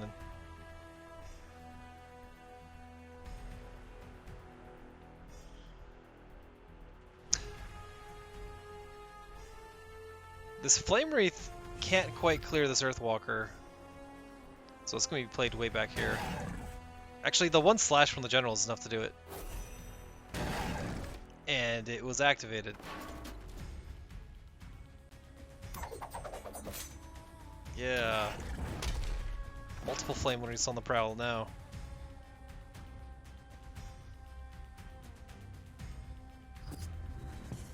Oh, and he's got these Astral Crusaders.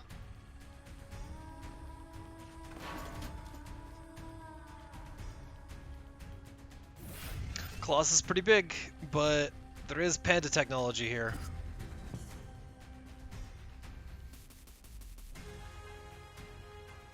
Might not even be used, because between the inner focus and the blink, the Suzumi Bachi can hit really hard, and this Colossus is in range of a lot of things.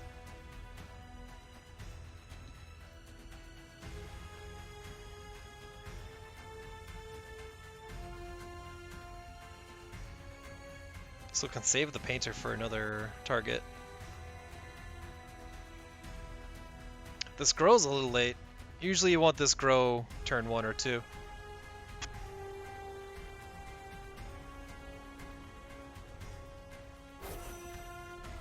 Yeah, Kopiyut just going in.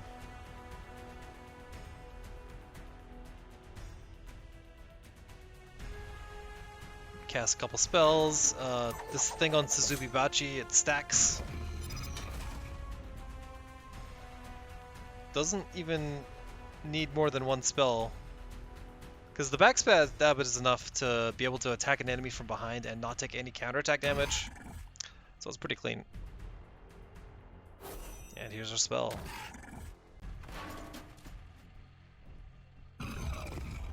And the contain.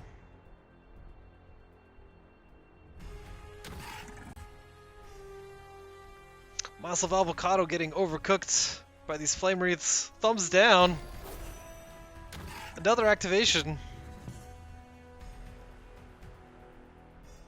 This is why people don't cook avocados.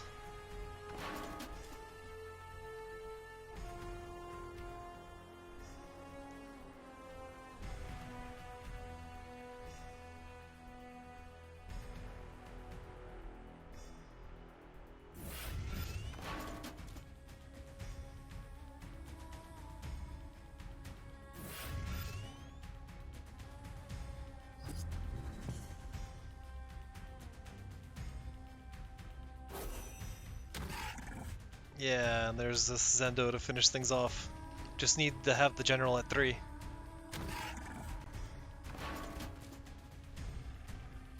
Got lethal this turn though. Flame Wreath's doing a number. Grow Minions needing a little bit more time to get online. Well played, Kopiyut, taking game number 1 against Massive Avocado. But we'll see if Massive Avocado can do the massive comeback. Starting game number 2.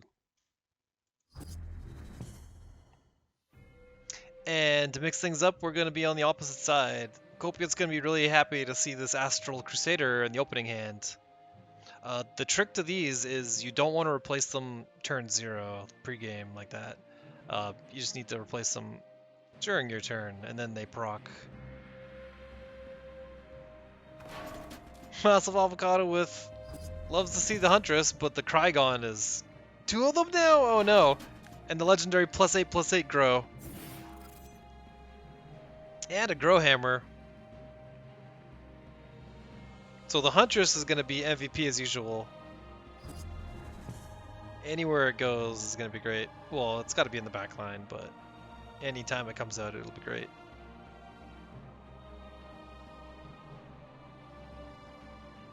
Another combo has appeared. It could be a Crater into Amplify, which isn't the best because of Godhammer would lose its durability, but it's still pretty good. And it denies this mana from Kopiyut.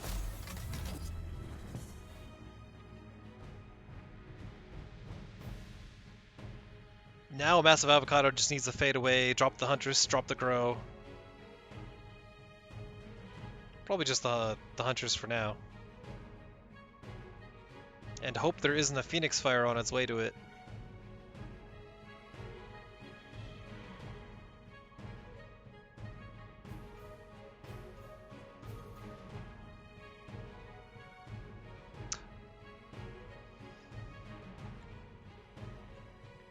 4/8's pretty big.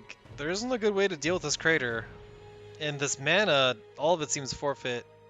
The play is probably to run to the right with the Aethermaster and up. Oh, wait, we're going in? Killing Edge. Gotta finish this crater off.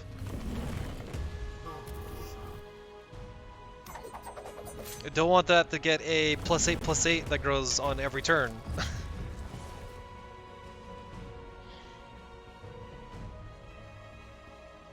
Replaces his 9-drop and finds an 8-drop. Lovely. I think the play is... Oh no, not the diagonal step. I was gonna say put the grow on the mana tile, because then you have enough mana for Huntress.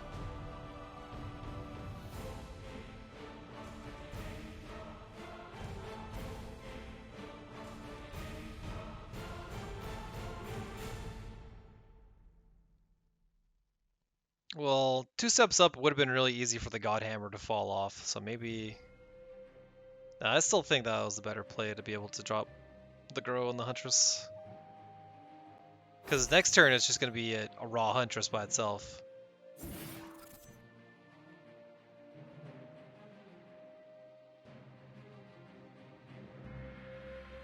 So the replacement here, yep, it's just going to be in range of grow.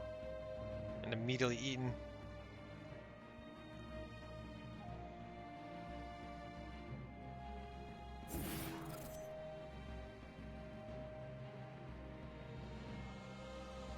Ooh, replaces and finds the Astral Crusader.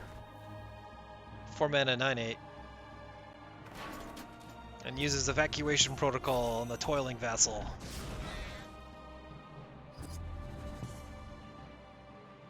And a ranged minion's a big problem, because until a natural selection shows up, even then, it would need to be like a Plasma Storm.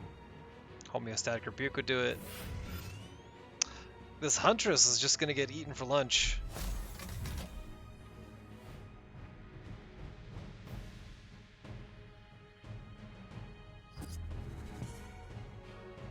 But here's the buff.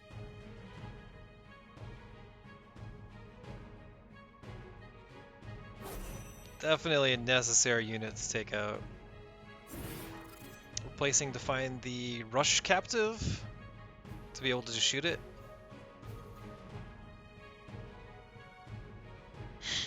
Nice hand, Kopiyut. 3 copies of Bakizori. Not finding any broken captives, just these ranged guys. So gonna have to burn some resources.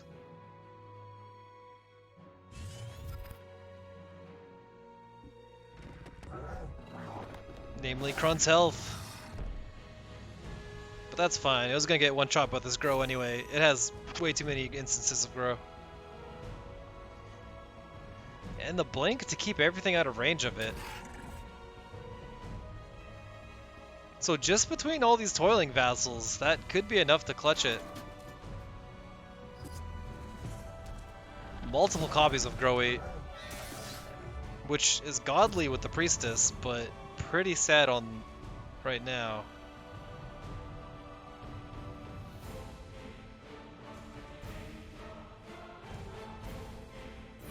Oh, Professor. Pretty good combo with Grow. It's definitely gonna get targeted first. Okay, throws his Godhammer in the garbage. Doesn't need it.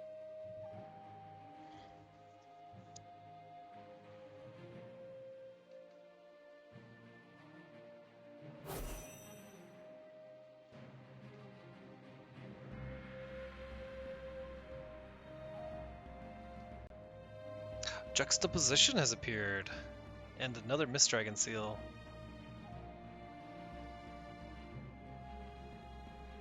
Oh, and a 1 mana Astral Crusader.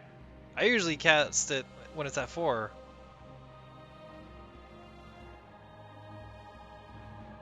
This thing's big enough to tangle with the Grow. I mean, it would trade. Might as well just end the game. This is so much ranged. Nice one drop.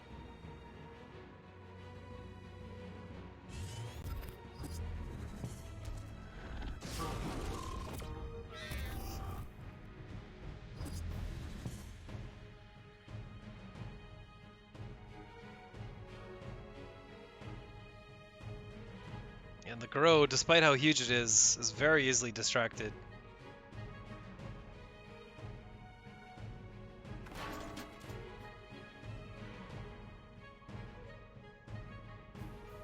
Gargantuan growth!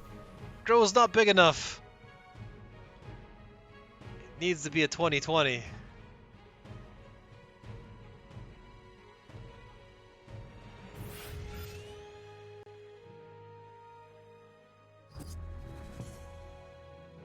The better play would have been to spread your threats out, but you got Astral for the clean win. Kopiyut has defeated MASSIVEAVECADO, and that would eliminate him. Well played. Those are all the series we had for today. So we had Kopiyut eliminating MASSIVEAVECADO, SzulerShifty eliminating Fuzzymoth, ROHINXO eliminated Venom. Stoic knocked me down to losers. Agent Cypher 19 knocked Skitter down. Wirox knocked the face down. And Lefthook beat MushyMango, sent him to lowers. And that's what we got for round 2. Things are going to get a little weird as we get deeper into the round because the upper bracket is going to have to wait for the lower bracket to catch up. Specifically, once the finals are decided, the winner of the upper bracket gets a couple rounds to himself, while the others catch up, and then, yeah, gonna be some great stuff. We do have one bonus game, though. It wasn't actually corrupted after all thing that we had. Let's have a look at what happened in an earlier game.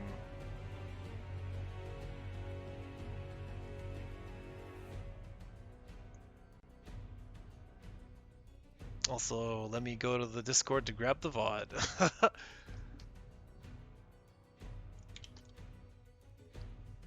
Okay, what happened in this mystery game between Wirox and venomlovekitties? We know that Wirox won. We don't know how, though. So we'll have a bonus extra game.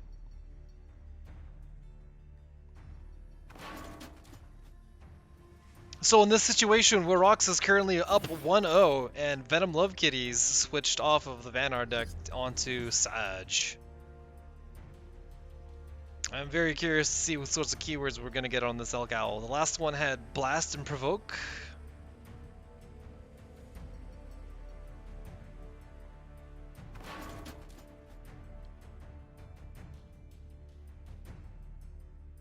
And Wirox is just gonna go for a Golem Swarm.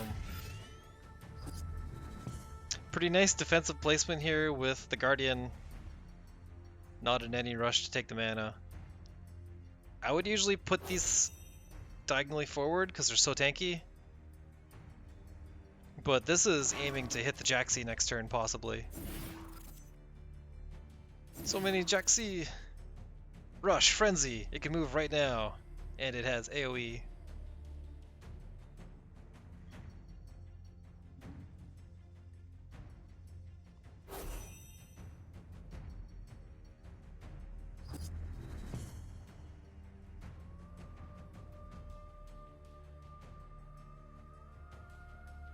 Wirox's deck has the funny combo of turning this 10-3 into a 10-10. Which is unsilenceable, because it's technically a transformation of some sort. I don't know. Magic.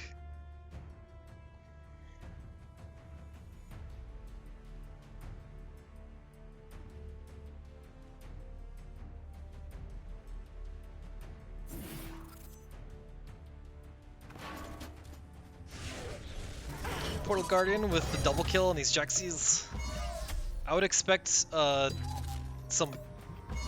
minion to be placed on this Mana Spring to deny it. Another option though is chopping this mini Jax. How does one decide? The ranged unit is probably more valuable, but it's dead to the meddler just next turn anyway, so maybe go for the mana.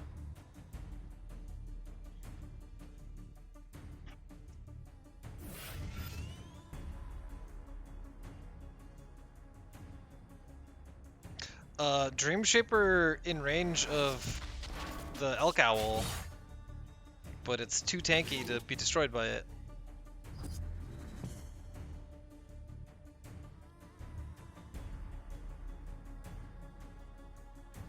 Could have some more fun with Grimes. It pulled out a Project Omega last time, which was pretty sad.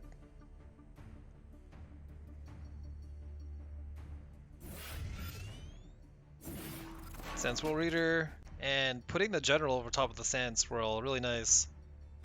Good way to ensure that you can just move off it next turn and get a unit.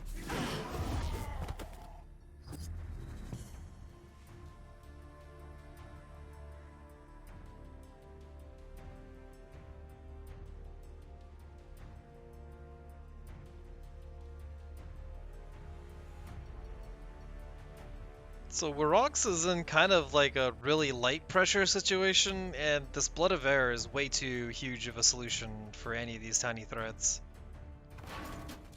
So I guess dropping your own golems is the way to go. Metallurgist into Razor Crag seems pretty nice. Now there's a double discount.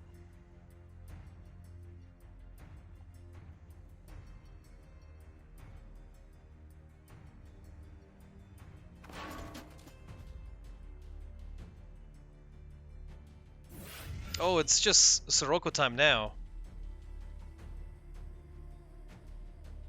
Probably feeling the pressure and didn't feel like the Razor Crag Golem moved quick enough.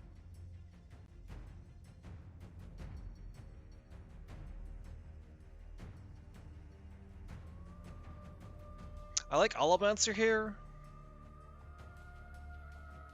It's the threat that keeps on threatening.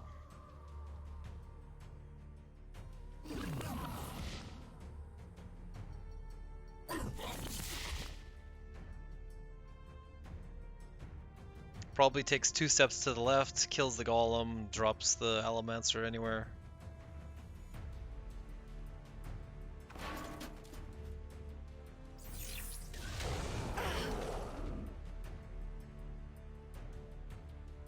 And then the turn after that, we get some random funsies.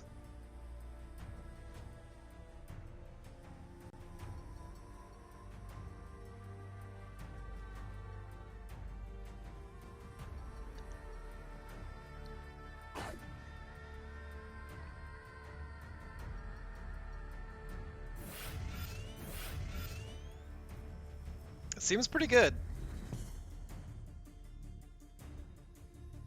The Blood of Air transformation is definitely the way to deal with the Alamancer though, because it doesn't transform into an obelisk.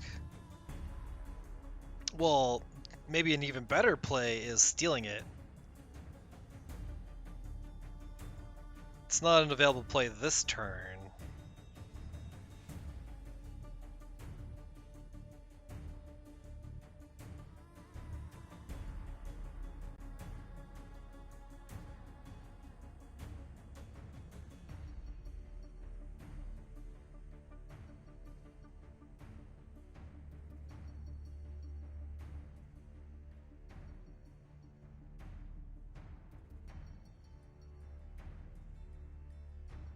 Okay, gonna go for the clear on the Dervish. Probably gonna drop some kind of minion there. The only option would be the Razor Crag. Just gonna step on there himself. There's our transformation. All events are offline.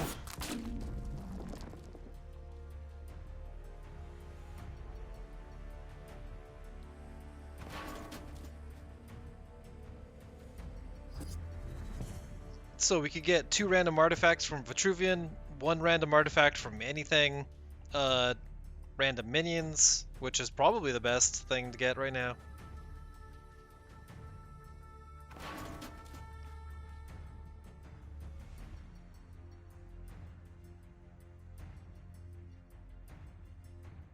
There's some chance that the gifts would give you the blast artifact and maybe something in the combo with it, and then that would be the best.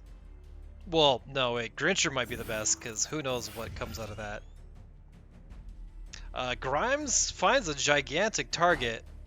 This Juggernaut is such a beast. It needs to be dealt with Blood of Air, specifically. Or... or... wait a minute. This thing has Grow 5, so at the start of its turn, it's going to be too big to steal. But there's a funny play coming in. When you have 7 mana as Sif, you can spend one of it to take a 4 attack to 2 attack, and then you can take it. That seems too funny to not do.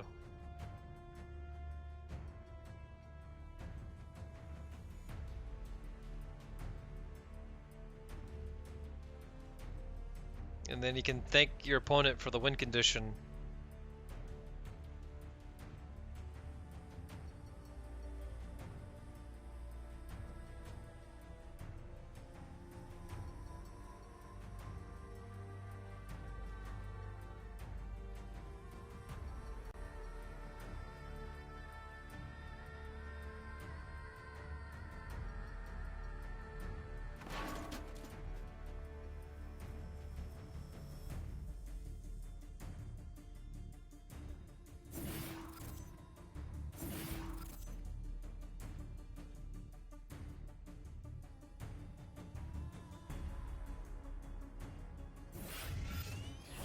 Grapnel Paradigm. All enemies in this row with 2 or less attack are transferred to you. And then this Juggernaut, not only is it huge, but it spits out these eggs every time it takes damage. Which could be more Juggernauts, or maybe bigger things.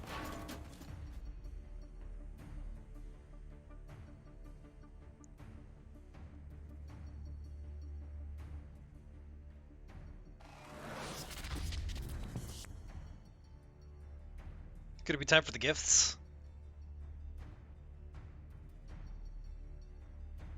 This Juggernaut is, living up to its name at least. Unstoppable Force. 2 copies of Iris Barrier. Oh no, it doesn't stack. It's a useless thing to get a second of. Well, that's unfortunate.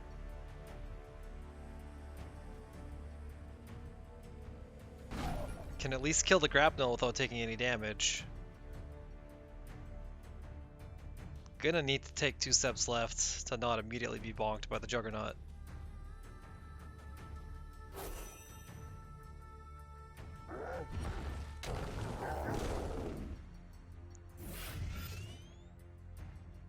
The Juggernaut can actually go after the cat.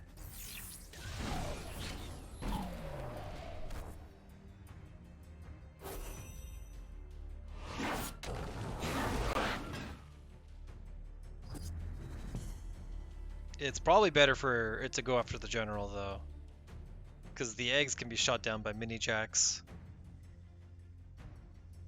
Gets another copy of these gifts. Well, one of the 2 of these Iris Barriers will be destroyed. And you'll equip 2 more. So the Golem going after the cat after all makes an EMP egg.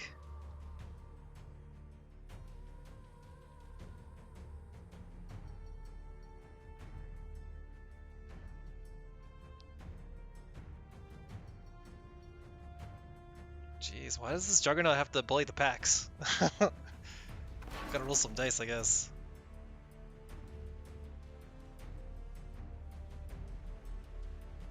Time to slash some artifacts. Oh. 10-3 in the face. And check this out. The 2 ones, both in a single file to be stolen.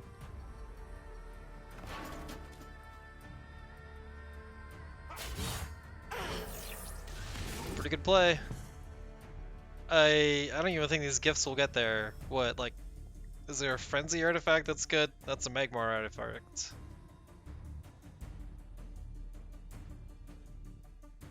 It's probably better than Grincher's 1 thing, though, to get 2 things.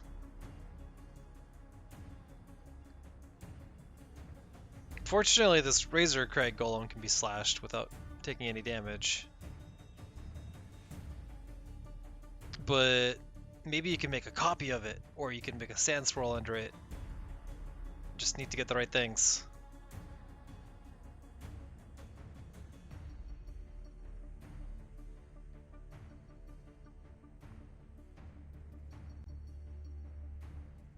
The best things might be getting a copy of things that you kill and getting Blast to be able to hit the stuff in the backline.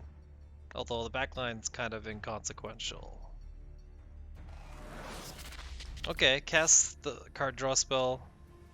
Monolithic next turn will be cool.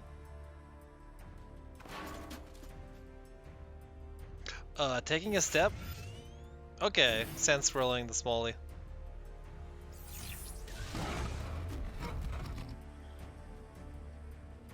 Sand swirling the grapnel does allow it to be used again though. But that's probably preferable to being bonked for 5.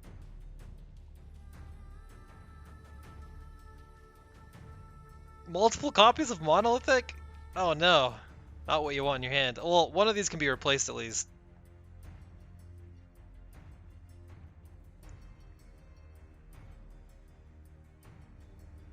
Options for Wirox here. This mini Jaxie can be stolen. This Swarm King Scarab can come down to threaten the end of the game. This Juggernaut's gonna need another 2 turns.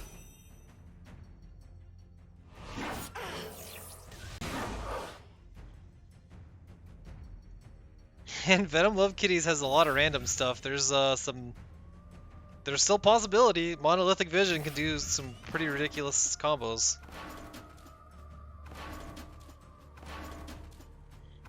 It's gonna need to be some good stuff.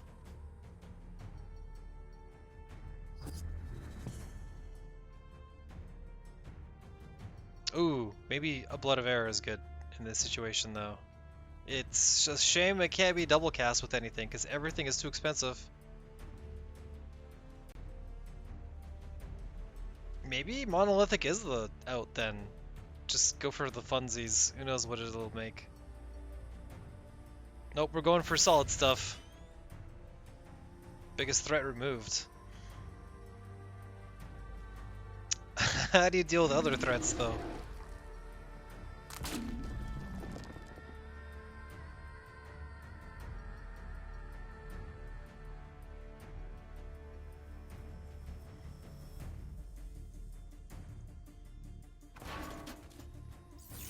Well, I was hoping we would have a Monolithic Vision turn. But this is it for sure.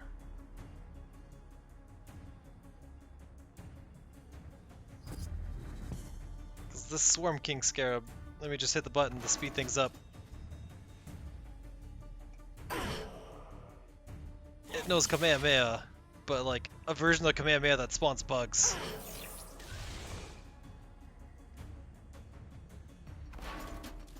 And that is our missing lost game from round 1. So indeed, Wirox did best Venom 2-0.